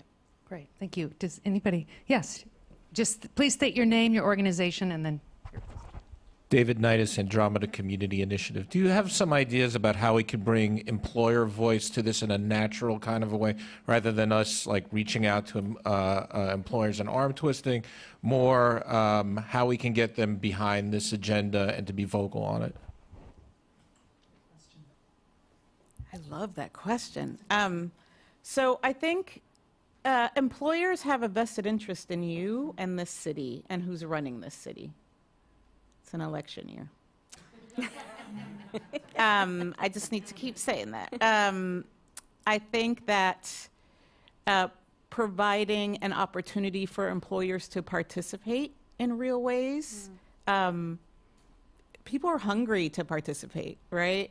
What I've noticed is the more you offer yourself as a resource, whether it be, hey, there's this room where there are going to be these electeds, or, you know, ETC's doing this incredible networking event, you should come with me, right? Offering employers within reason an opportunity to interact in these spaces to explore these spaces, I think is invaluable. And you don't understand how, like, that access is so both incredible and also almost non-existent in the brain of some elected or some employers, right? They're like, wait, I can be in a room with this council member, like the actual council member? It's like, yes, we have to talk to them all the time. But if you're able to walk in as a partner with some of these employers, I think it's powerful. It strengthens your relationship with your employer partners, that it also provides them access and entree into a world that seems mysterious that you have to navigate all the time. So I think that's one way that I would think, is thinking creatively about how to kind of get them in the room and get them to walk arm in arm with you, I think is a really powerful way. Also positioning yourself as a resource to them. I don't know how many member orgs there are, but that's a lot of people and a lot of resources that employers can benefit from. I mean, they want their staff to be well. So if they have a staff member who's struggling with mental health, you know, it's a way to connect them to services, because that way they're more productive at their jobs. And so really positioning, you know, the NYCETC, we're a resource, and we're whatever, 300 members, and, you know, you get all of us. We're all in and a partner to you. That's right. What an incredible idea to bring employers into the advocacy game. We have a question in the back. Oh, no, not Darren, no. Thank you. Hi, Hey, guys, Darren Block, CEO of Greenwich We know. House. I appreciate it. So I love the talk about how to bring employers in, and I love what I think I'm hearing around collective action. And I'm curious, Maria, if you could share a little bit about some new collective action that I know you're leading with the new C4 that the sector's trying to emerge. And then Teresa, I'm curious about your thoughts and reflections on this kind of nascent effort to try to sort of address the political infrastructure where it is through a kind of C4 type structure. Sure. So Darren is also my colleague on the C4 board. And so the C4 Human Services Action was formed about a year ago because we need it. We just need to make sure that elected officials are beholden and accountable to us as a sector, because we all know we're the first ones to be cut when there's a scarcity budget, but they rely on us for every single thing. And during COVID, we showed up, and now they need to show up for us, for our workforce, who primarily Black and brown women who are underpaid, you know, about 30% less than what someone in government gets paid, and that is unacceptable. So the C4 was formed this past year. We released our first scorecard at the state level. There's a couple of C's in there, you know, we didn't have a lot to really score them on, but it is our way of coming in. And this year, with all the elections happening, we are going to be doing endorsements. So there's an opportunity for all of you to get involved, to share this information with your staff, with your boards, to get them to join the movement, and also donate, because we are going to need funds, you know, to move our agenda forward. It doesn't have to be big donations. It could be as little as $5. But when you add that up across the 80,000 human services workers in the city and the 800,000 across the state, that's a lot of cheles that we can have in the bank to really support our agenda. And this year's an election year. There's people already courting us because they want to know what is our agenda, and we need to be super crystal clear. This is what we're asking for the sector, because we are going through another crisis in the city and in the state, and guess who's going to show up? We are going to show up. Every time. And we need to show up fully resourced, fully paid, and making sure that our workers have what they need, because these numbers are ridiculous, and we need to do better for our workers. So yes, please make sure that you follow us on justpay.org, sign up, get the emails, and there's a big day of action that the Human Services Council is doing on March 10th. If you want to get on the bus to Albany, join us. I love this idea for a number of reasons, but there are two things that come to mind. One is the idea that you're doing the scorecard, you're doing endorsements. The business community also sees the power in that, right? So when you think about resourcing a C4 action, tap into the desire for the business community and the corporate sector and the for-profit sector to have that access as well. You'll notice that magically you will get donations and money to fund your efforts. Then I would also say this is also not just about this is what we need this year, but also thinking about using the C4 to lay out and the power that political action can lay out for a multi-year plan, right? budget and FY26 is a blip. I'm not trying to downplay this, I promise you. I realize how challenging of this is a time, and making payroll are things that people are thinking about. I get that. But I also think that it's important to remember that this is not just the FY26 fight, because next year in FY27, it's going to be something else, or it'll get worse. Yeah. And then in FY28, it'll also be worse, or something else will come up. So I think using this political action moment to also come up with a multi-year plan that's about strengthening the sector, again, short-term, long-term, in a way that you're not doing this every time, and that you're holding people accountable in a consistent way. You don't want to show up and then be like, here's a scorecard. Okay, peace, thanks for the money. Like, next year it's going to be something else or someone else who's going to magically forget how important this is. So I think kind of keeping that pressure up, but also using that moment and that muscle and that ability to kind of utilize political action to think about a robust action plan that's multi-year, and that brings in private dollars unapologetically, by the way. Like, enough with the, oh my God, I'm so sorry, yeah, okay, great. Meanwhile, like, things need to be resourced, and people are waiting for services, and like, people are hungry, and people are looking for jobs. Like, the purest way of thinking about this, right? And I say this as a progressive person, like, there's a spectrum here. We need to get stuff done. Right? I can stand on my soapbox and talk about my values all I want to, but that doesn't affect Daisy, right? Or Gabby, who is looking for a job, and Daisy, who needs to feed her family. So I can still be a progressive and want to get stuff done. It's okay, friends, wherever you are. Where's the camera? Also, understanding that, right, and what that means, I think, is crucial. Darren, I don't know if I answered your question. I don't know where he is. Okay. Thank you so much. Before we take our next question from the audience, I want to encourage everybody online, if you have a question, go to slido.com. Agenda is the code word. You can plug in those questions. We are monitoring them. We're checking them. And we want to hear your questions as well. So please, if you have a question and you're online, send it through slido.com. Good morning. My name is Chris Mercado. I'm representing my client, the Knowledge House.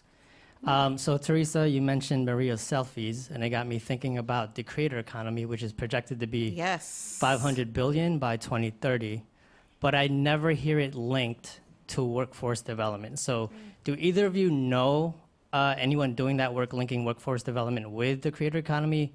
And tangentially, what do you think about content creation, leveraging content creation for policy advocacy? Are you kidding me? That's all people do is hang out on TikTok for hours on end. Yeah. That platform, I don't know if you noticed, but like when TikTok was threatened to shut down, and the mass kind of support and people utilizing their platform to kind of push back on the administration, push back on that was incredible. Like, talk about organizing. So absolutely, there's a lane for that, both in politics, in the work that you do, but in politics, I cannot wait to see that develop. I think it's one of the most powerful tools we have right now, honestly.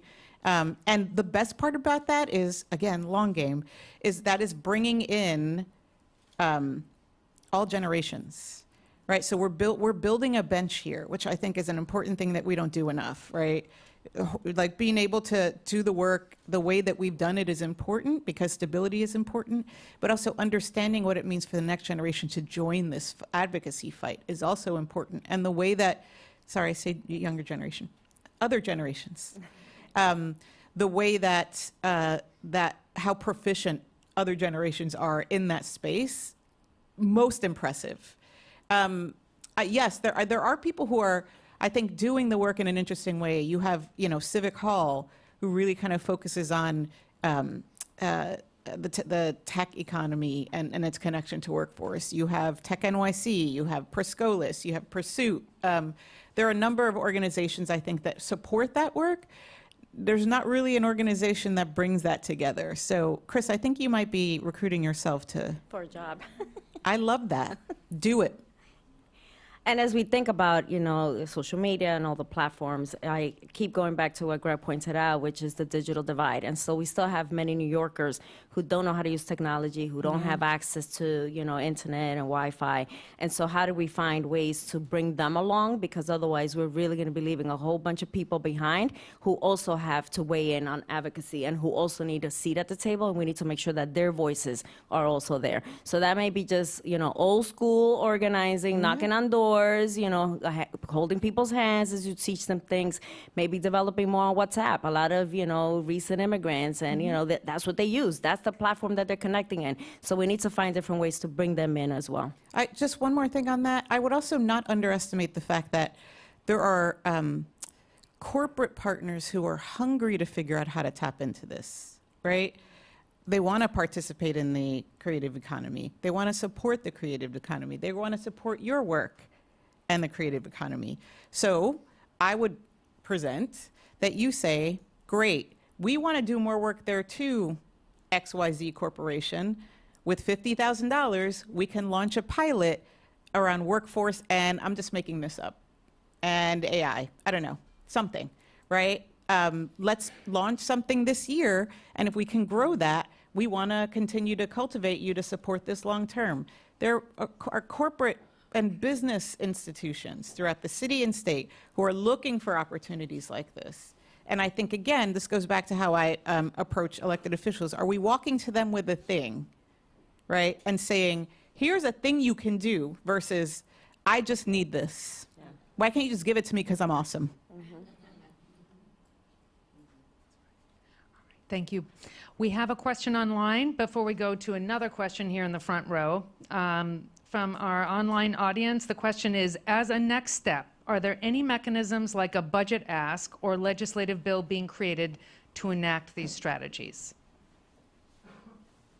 I don't think I understand the Yeah, question. I don't understand the question. I think it's more a Greg question. Yeah. So, improv. Greg is going to do it and fix it. Yeah.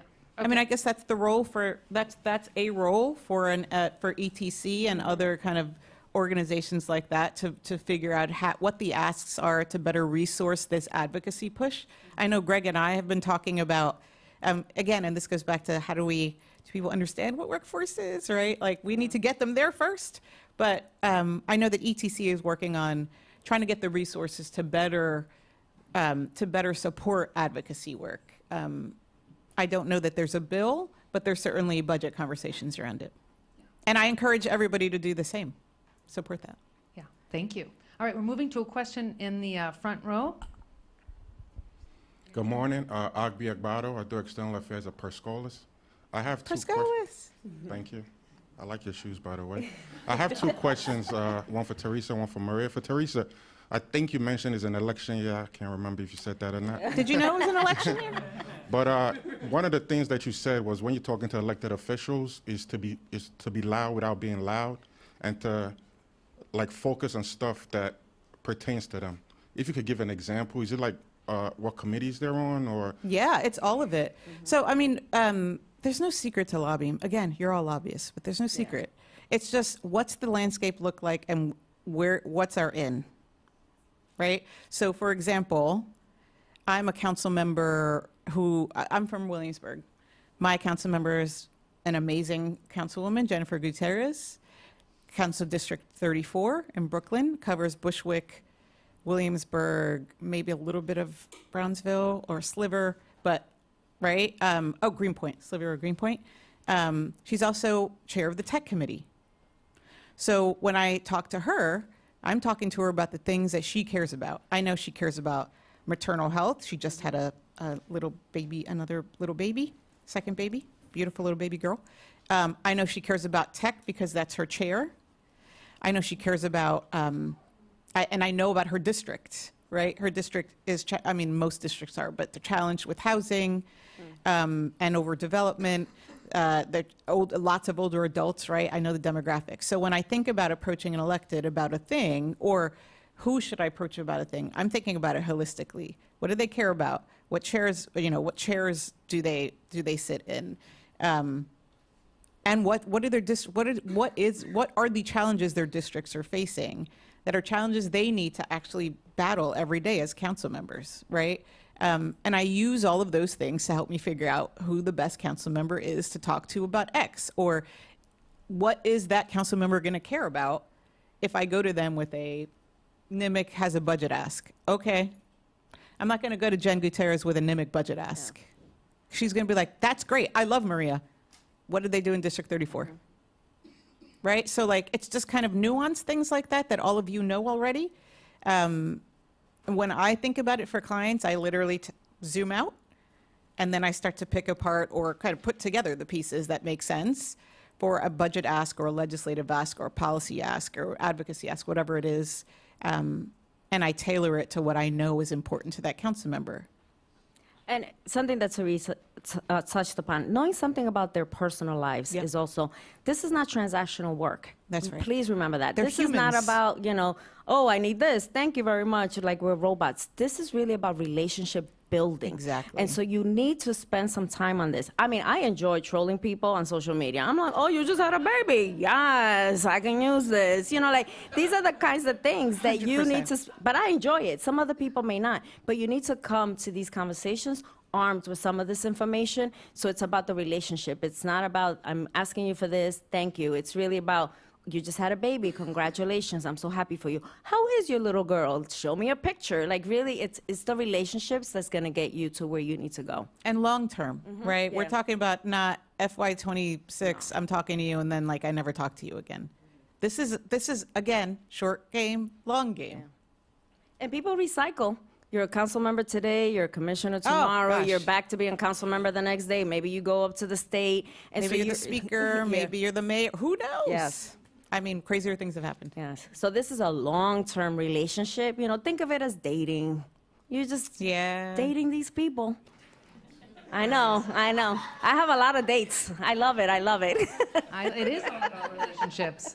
We have one quick follow-up, and then we're going to move to our last question. So.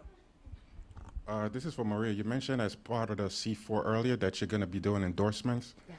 I was just curious how you're going to know who to endorse, if there was a plan. Well, we're working on our criteria now, and it's going to be more than just, yes, I love human services, I'm going to do right by you. No, we want to hear what they're going to be doing for us. We're going to lay out a platform in terms of our wage equity, what we're looking for in terms of the contracting pieces, you know, what they're proposing to fix. You know, so it's really going to be a well thought out conversation with them and really looking for plans. Not just, you know, we oftentimes this is what we do. We're like, yeah, they said the right things, yay. And they don't do right by us. So it's really going to be about plans. What is the action that they will have in place should they be elected? And that's how we'll be doing our endorsements. And believe you me, this is going to be tough because as nonprofit leaders, we have a lot of friends in a lot of these different positions. And we're going to be forced to select or endorse the best candidate for our agenda. For the human services sector, what is the best candidate and what is the best agenda? Awesome, thank you. All right, for our final question, we have... Hey, I am GZ Riddick. I am the Executive Director of Workforce Development at the city's Asylum Seeker Operations. So very nice to meet you. Yay. Thanks so much for being here. Thank you. There was a great study, I think maybe in one of Stephanie's great weekly emails recently from the National Bureau of Economic Research about the effects of state governments enacting policies to eliminate requirements for college degrees for certain positions, and how that's been really successful in bringing in people with different kind of skills, but equal skills into the workforce, right? So as we think about Greg's chart with the negative middle and the high need to the left, one of the biggest barriers that we see for our guests who are work authorized, who have asylum, who may speak English, is that they don't have GEDs in this country. Yeah. And it's, you know, I had a GED in Haiti, I had my high school degree, but my high school is now burned down, right? Yeah. It's really a huge barrier. And getting your GED here takes a long time. Yeah. So we have folks who are unable to get jobs as janitors, as dishwashers, as gardeners, because you have to have a GED in the United States. Do you think that there is any, just kind of following on from this, maybe there are jobs people could do without college degrees if they have other kinds of skills. Is there any kind of policy or strategy angle to arguing for eliminating GED requirements for certain kinds of jobs so that more people could access them? I mean, that's the answer.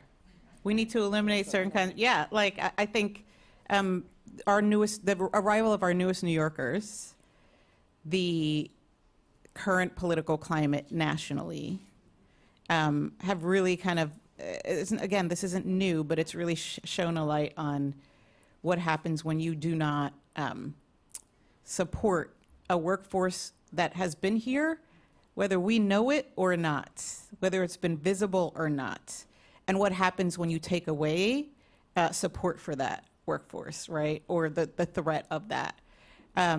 I think now is the time for bold action to say, can we eliminate some of these barriers? And again, low barrier to entry is oftentimes like all that's needed for a family to find stability. Honestly, that is all that's needed. It's not a handout. It's not a goodie bag with a bunch of stuff in it. It's low barrier to entry. People want to work. It's always fascinating that, what do you mean you don't know that people want to work? Of course people want to support their families.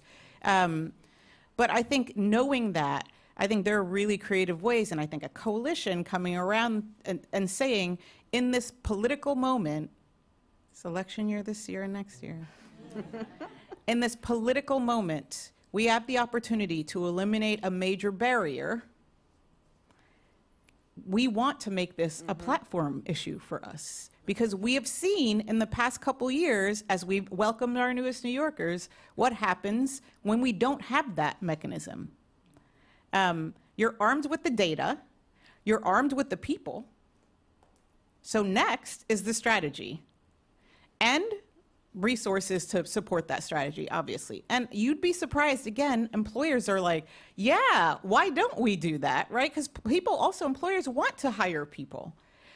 There is, again, it's more complex than I'm making it. I realize that. There are federal issues, there are state issues. But getting this, and this is where you can participate. If you have ideas around this and want to be a part of a brain trust that's like, how do we figure this issue out? And what are the levers? Like, how do we figure out what the levers are so that we can start to tackle them? This could be a multi-year, right? Most likely will be a multi-year battle. This is not going to happen tomorrow, although I wish it would. But like, how do we figure out what the levers are to pull, push, whatever people do with levers? What examples are there out there that show that, right? You have the data. There are also employers, particularly in the tech space, who've been able to navigate this. So what are the lessons learned that we can kind of take and integrate into a potential platform? It could be a part of your platform for the C4, right? And it could be an endorsement question, right? It could be that simple. But I think you have the data, you have the people, you have information out there. I think it's just a matter of kind of taking all of that and deciding how you want to utilize the need for us to tackle that, right? And what's the fastest way to actually tackle that? And that's great for, government jobs and civil service jobs. But as nonprofits, we have a lot of control over who we hire in our job description. So yes, we can hire someone without a GED to be an attorney and be in housing court, but we have a lot of other positions where experience is really what is important to us. And so how do we look internally within our own organizations, dare I say DEI, look within our own organizations and see what jobs we can open up and loosen the criteria so there's no GED required, but you are bilingual, you have experience in your home country, and you're good with people, and you can write the notes. Let's hire you, because that's what's important for us. And so let's look internally at our organizations and see what we can do as well. Yeah, agreed. Great. Thank you both so much. So many great nuggets of wisdom and pearls of next steps that we could all take to help move our policy agenda forward. I personally am going to take you guys up on your offer to meet. I'm not kidding. I think that's awesome. I think, as Careful you all what you said, wish for. Yeah, careful what you wish for. And collectively, we're so much more powerful. Yes. So thanks again. Please, everybody, help us give a round of applause Greg, to come Maria up here and for our Teresa. selfie. And that speaking of the selfie. selfie, Come on, Greg, for a selfie. Come on, Teresa. All right. Oh, wait, hold on. We got everybody in the back. Thank you. I'll take my water. Are we done? Yes, we're done. Good morning, good morning, good morning. Wasn't that such an amazing fireside chat? All right, give another round. Maria and Teresa talked about partnerships, cultivating those, participation, collaboration, but one of the things that I did here was being intentional. And making sure that you are intentional about the things that you do and the partnerships that you make to make the next steps. So, good morning. My name is Anthony Watson. I'm the Executive Director for the State University of New York Manhattan Educational Opportunity Center. Whoop, whoop, whoop. Some of my colleagues are in the room doing little shout outs. I'm also a board member of the New York City Employment Training Coalition, a happy board member. A little bit about the EOC, and then I'm going to kind of move on. Educational Opportunity Centers, there are about 12 throughout the New York State area. The focus is really around working with adult learners, looking at college access, but also getting them ready for careers in the workforce as well as in the academics. I heard someone talk about GEDs before. We also provide those in our particular program. But I'm not going to go through the entire spiel about what the EOC is. I am going to talk a little bit about our next speaker, who we have the pleasure of having with us today. I would like to introduce Lauren Melodia, Director of Economic and Fiscal Policy for the Center for the New York City Affairs at the New School, who will provide us with an analysis and insight from the Center's report, the New York City's 2025 Economic and Budget Outlook. Some of you are here, that you have the information in front of you. So, it's that information that you have in front of you. Lauren is an economist with research interests in local economic policy and a feminist economics. She brings over 15 years of experience in policy, advocacy, and research, organizing and coalition building to her role at the center, where she has written extensively on the New York City labor market, child care policy, and the interactions between crime and the economy.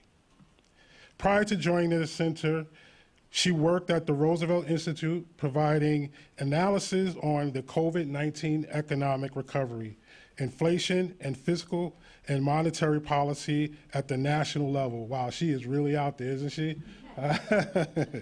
Lauren has presented to Congress, which is very important now, right? The New York legislators and the New York City Council. Her economic writing has been featured in Washington Post, New York Daily News, The Nation, and Miss Magazine. Please, let's welcome Lauren to the stage.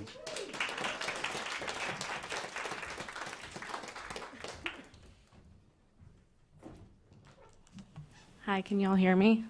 If I don't stand on my tiptoes. Okay, thank you so much for being here today. I feel like Greg gave us, our agenda, and we just heard a lot about how to strategize to get towards that agenda. Our job at the Center for New York City Affairs is to produce local economic analysis that's useful for organizations like yours. And so I'm going to just present a little bit from the report we published in January. You all got this executive summary on your chair. Please take it with you. It's got data in it that is supposed to support this agenda. I think it provides a lot of evidence and arguments for many of the things that were laid out here today. And I just want to go over a couple of key highlights from this to move us forward. So we wrote this report before the governor and mayor released their January preliminary budgets because we wanted to give everyone some context for what's at stake in the legislative session and the upcoming mayoral and gubernatorial elections. We know that the shape and size of the economy and who gets to participate in it isn't a fixed thing, and it can be shaped by local policy, and we've seen plenty of examples in recent New York City history that demonstrate just that. So when we're thinking like forward, budget outlook, economic outlook, forecasting is really grounded in where we've been and where we are. And I don't want to dig too much into where we are right now. I know we've kind of gone over a fair amount of that already today. But I want to mention a little bit about where we've been. So prior to the pandemic, New York City had over 10 years of economic expansion. And That economic expansion was fueled by local policy that doubled the minimum wage from 2013 to 2019. This brought more consumer spending and more economic growth. And so at the eve of the pandemic, New York City's economy was actually stronger than it had ever been before by some measures. That is, we had the lowest unemployment rate in recorded New York City history at 3.8%. We only have data going back to 1976, but still, that's pretty remarkable. That's not to say that the economy was perfect. We know that there were a lot of people who were not benefiting from that growth, but I think it's important to keep in mind that's where we were before the pandemic as we think about New York City's potential and what we're aiming for. And so now we're about to celebrate 5 years since the COVID shock. So we've been recovering from that for about 5 years now. And I think, by many measures and standards, New York City's economy is not looking as good as it did before the pandemic. Greg mentioned the higher unemployment rate. We've seen jobs recover, not as quickly as they have nationally, but they've kind of shown up in different industries. And so one of the things I wanted to share with you guys here is just job growth by industry since COVID. So this is comparing the jobs in different industries before the pandemic to October 2024. The red bars are New York City. You can see a ton of industries have lost jobs. We see skyrocketing growth in healthcare and social assistance, and very few other. Whereas nationally, we've seen, pretty much growth happening across the board. Not the same in every industry, but this rapid decline in construction, manufacturing, retail trade. This is really something that I think everyone here is struggling with as they're trying to help match people to job opportunities in the city today. Greg already mentioned that there's a lot of economic disparities, and the handout that you received has this table in it. I'm not going to go through the details. I think Greg highlighted two of the most important things here. Men of color in New York City are seeing really low employment rates. We're starting to see them dropping their labor force participation, likely because they're struggling so much to find work in the New York City economy. 18 to 24-year-olds have the highest unemployment rate in the city and also have seen the largest increase in their unemployment rate.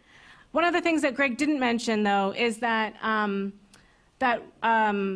that some of the growth we have seen, the positive labor market outcomes we've seen, have really been concentrated amongst people who already have privilege in New York City, and that's white people. And white women in particular have seen a over 5% increase in their employment rate in New York City since the pandemic. So all these details of the disparities of what's happening in the labor market are in the handout. Please use them in your advocacy efforts. I think it really demonstrates that we're living in a far more unequal New York City, and we need policy intervention today. Along with that, because we've kind of got this shift in where jobs are, we already saw that graph that shows kind of the decline in middle wage jobs. We've also seen some disparate impacts in terms of real wage growth. We know that inflation has been a big factor, so has the demand to increase wages to keep up with it.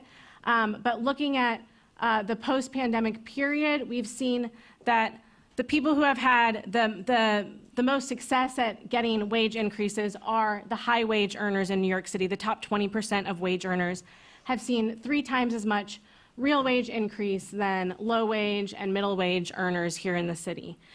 So, along with these unequal labor market outcomes, we're really seeing that we're seeing increased inequality, which has a drag on the economy.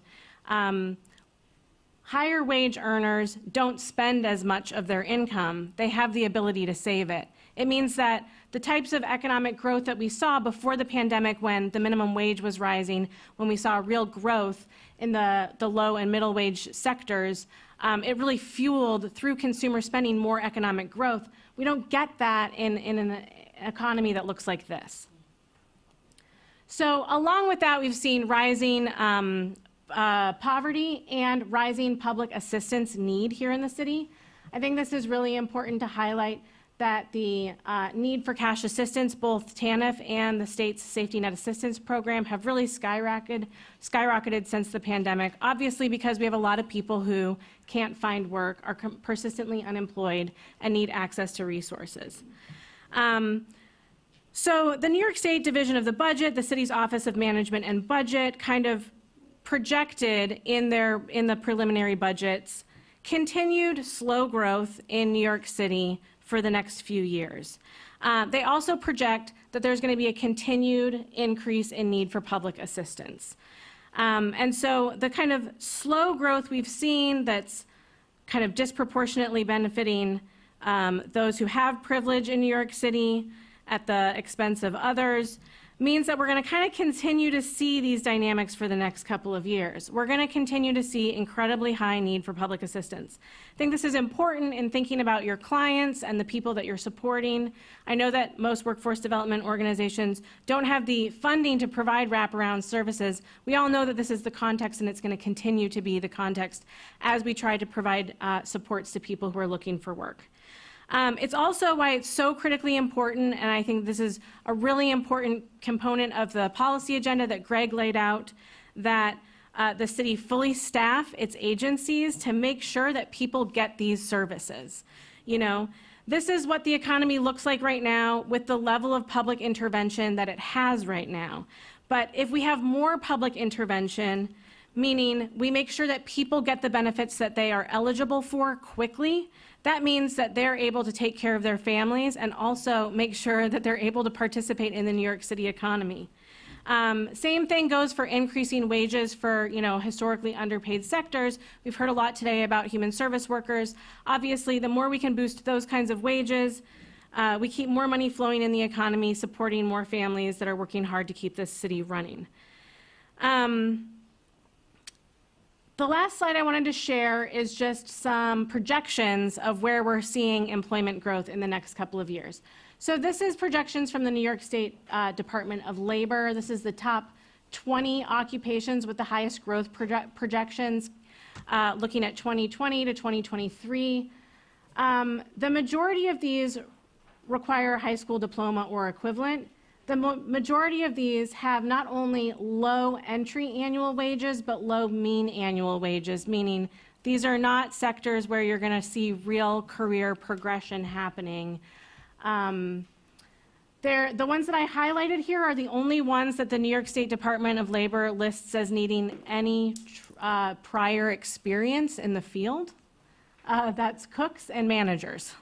Everybody else, they assume, hey, you know, this is the most common education attained in this field, and you can walk right in, including lawyers here. Don't need any prior experience, just a degree. But anyway, I bring this up because, you know, this is kind of, like I said, where we're at with the level of public intervention we have in the city's economy. But we also know that we can do more and we can do better. You know, this is a pretty hard situation if you're running a workforce development organization trying to figure out what training programs to be pursuing in the next couple of years. This is kind of a grim prospect for people who are looking for family-sustaining wages and real career growth in the city. I also want to mention one other thing, which is that, you know, while this is all happening, New York City has the highest labor force participation rate that it's ever had. That means that people want to work. We know that we have a dynamic city, that there's a lot of need for people to participate in the economy, and we just need to figure out how to, you know, create the right kind of public strategies to build better prospects than we have here. So the handout that you received also includes some of our recommendations. I think a lot of them are aligned with what the ETC has kind of put out as their agenda here. There's a couple of things that I just want to highlight. You know, we've heard a little bit about the federal fiscal crisis a little bit today, and the idea that, like, maybe we can't ask for money. But I think that there's two things to keep in mind here. One is that there's a lot of things that the city and state can do to make things better for workers that don't require the city and state to spend a lot of money. That means just establishing higher protections for workers against harm, against wage theft, increasing Department of Labor staffing to make sure that if people do have their wages taken from them by their employers, that they're actually able to get them back. There's also increasing the sub-minimum wage. You see here that a lot of the job projections are in the food service sector here. And that's a sector that we have so many people making sub-minimum wages. There's a bill at the state level to make sure that we get rid of it, and we just make sure that people don't have to hustle for tips. They just get the, they get the minimum wage like everybody else. That's not something that's going to cost the city and state a lot of money, but it would have a huge impact on people's take-home pay in a lot of key sectors that have growth projections. I think the other thing that I want to say though is, okay, so maybe we can't ask for as much money. I think that that's actually a question though, because it's important to point out that the governor's executive budget includes these rebate checks. Are you all familiar with this? It's an inflation rebate check. Basically, it's the $3 billion that the state had more than they anticipated last year that she just wants to hand out to everyone in a one-time check. To cover the rising costs related to inflation. That's $3 billion that could be invested in a million other great ideas. And so, I know we were talking today about 8 million versus 8.4 million, like there's a lot more money on the table. And I think that certainly we have to be concerned about what is happening at the federal level, and the city and state need to kind of safeguard for that. Which is why I think it's a little bit odd that the governor is so willing to just let $3 billion go out the door. Certainly she wants to make sure that everyone gets a little check in the mail from, the state, but it's not going to actually address the affordability crises in the city. We think that rising inequality in the city, you saw the top 20% got 3 times more real wage growth than anybody else in the city since COVID, that this is the time for progressive revenue raisers in the city. I think that the mayor and the governor are looking at progressive revenue raisers that are really more like cutting taxes for people. So the mayor's got a proposal to cut taxes for people at the lowest end of the income distribution. Great idea. But when we're dealing with the fact that the federal government is clawing back money, we need to also be thinking about where do we get more funding to support the city and the state. And I think while it may be unpopular to think about progressive revenue raisers, when we have the potential of the extension of the 2017 Trump tax cuts, and this real wage growth at the top happening in the city, this is an opportunity to really be thinking about how can we kind of recapture some of what we're losing federally here locally. The last thing I want to mention is that, in terms of that $3 billion, what else could it be used for? I think I said we can do more in terms of public intervention. This is what our economy looks like with the level of public intervention we have now. You don't see on here construction and trades. You don't see on here anything that could be considered, you don't see on here many things that would be considered a green job. And there are a lot of public investment projects on the table. Building 15 gigawatts of public renewable power downstate, fully funding the MTA capital plan that would actually generate real high quality jobs here in the city today. So I think that that's one of the things that I want to urge you all to be thinking about is what are the ways that the city and state can be using that $3 billion to invest in the workforce development infrastructure that we need and the real job growth that we want to see on this screen that we don't see yet. I'm going to leave it at that, and thank you so much.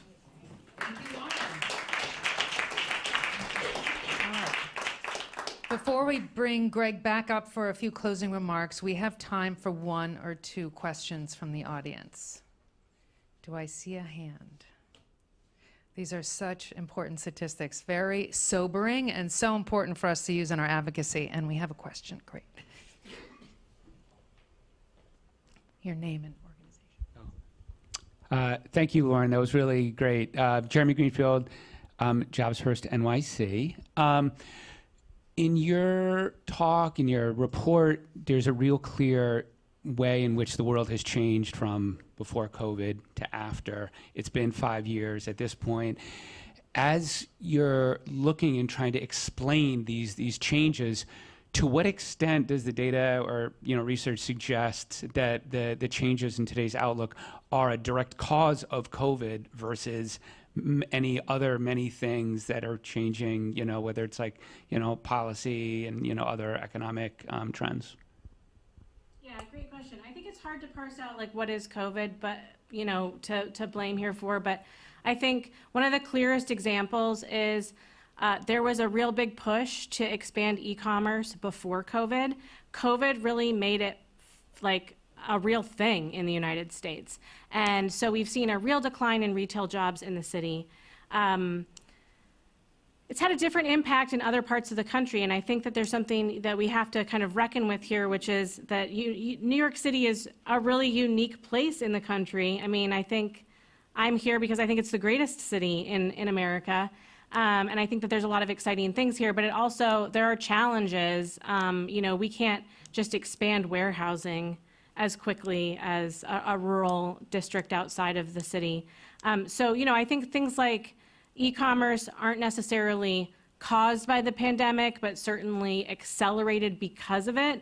And so now we just have a fundamentally different economy, and we have to think about what is it that's unique about New York City where we can be putting our investment to make sure that given those kinds of changes, New York City is really able to kind of meet the new economic moment. I think the other one certainly is remote work. I think a lot of the economic development strategy prior to COVID, we were really very focused on, Manhattan.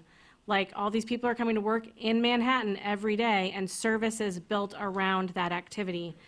We've seen a lot of that service activity move to the outer boroughs. Like people are still going out to lunch and cafes and all of that stuff. It just might not be in downtown or midtown Manhattan. But, I think that those are some things that we kind of just, certainly COVID kind of made that shift happen, and I think we need to really think strategically about, and I think that people are, but more so, what does the future of this city look like? Given that hybrid work is, probably here to stay. Some people don't want to hear that, and just think that we will get everyone back to work 5 days a week in Manhattan, but I think we haven't seen it yet. So we need more than one strategy, which is let's hope that everybody goes back to work 5 days a week.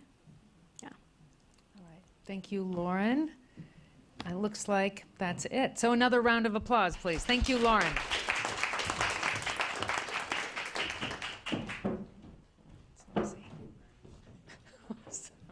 Well, thank you so much, everyone, for making your way through this conversation. I want to please give a round of applause to all of the speakers, all the hosts, all the guests, all the individuals. Maria and Teresa and Grace and Jen and Kalila and Anthony and Lauren, thank you so much for being present. This was dense content.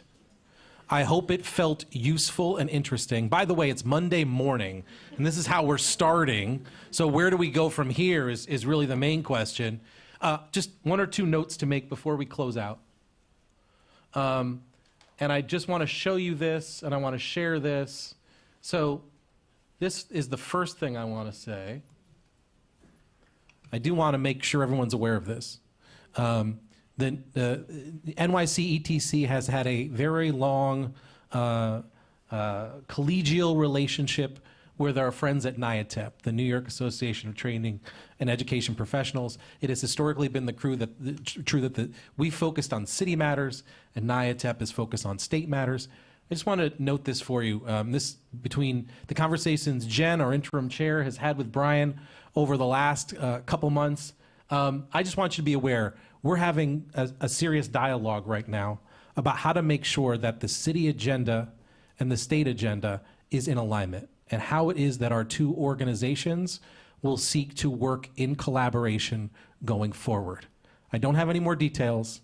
I'll simply say the city can't exist without the state, and the state can't exist without the city. And I do believe that our two entities combining force will be a new iteration of power that will benefit everyone in this room and a lot of folks outside of it. So that is the intent for conversation and hopefully engagement going forward. Just want you to be aware, there's excitement about what comes next. And the other thing I want to just note is this. If you're wondering how it is that we can determine whether or not anything we've done has value, Well, just want to show you this slide here. So this is from 2015. This is from 10 years ago. The Career Pathways report was being created, and there was a survey of workforce system constituents.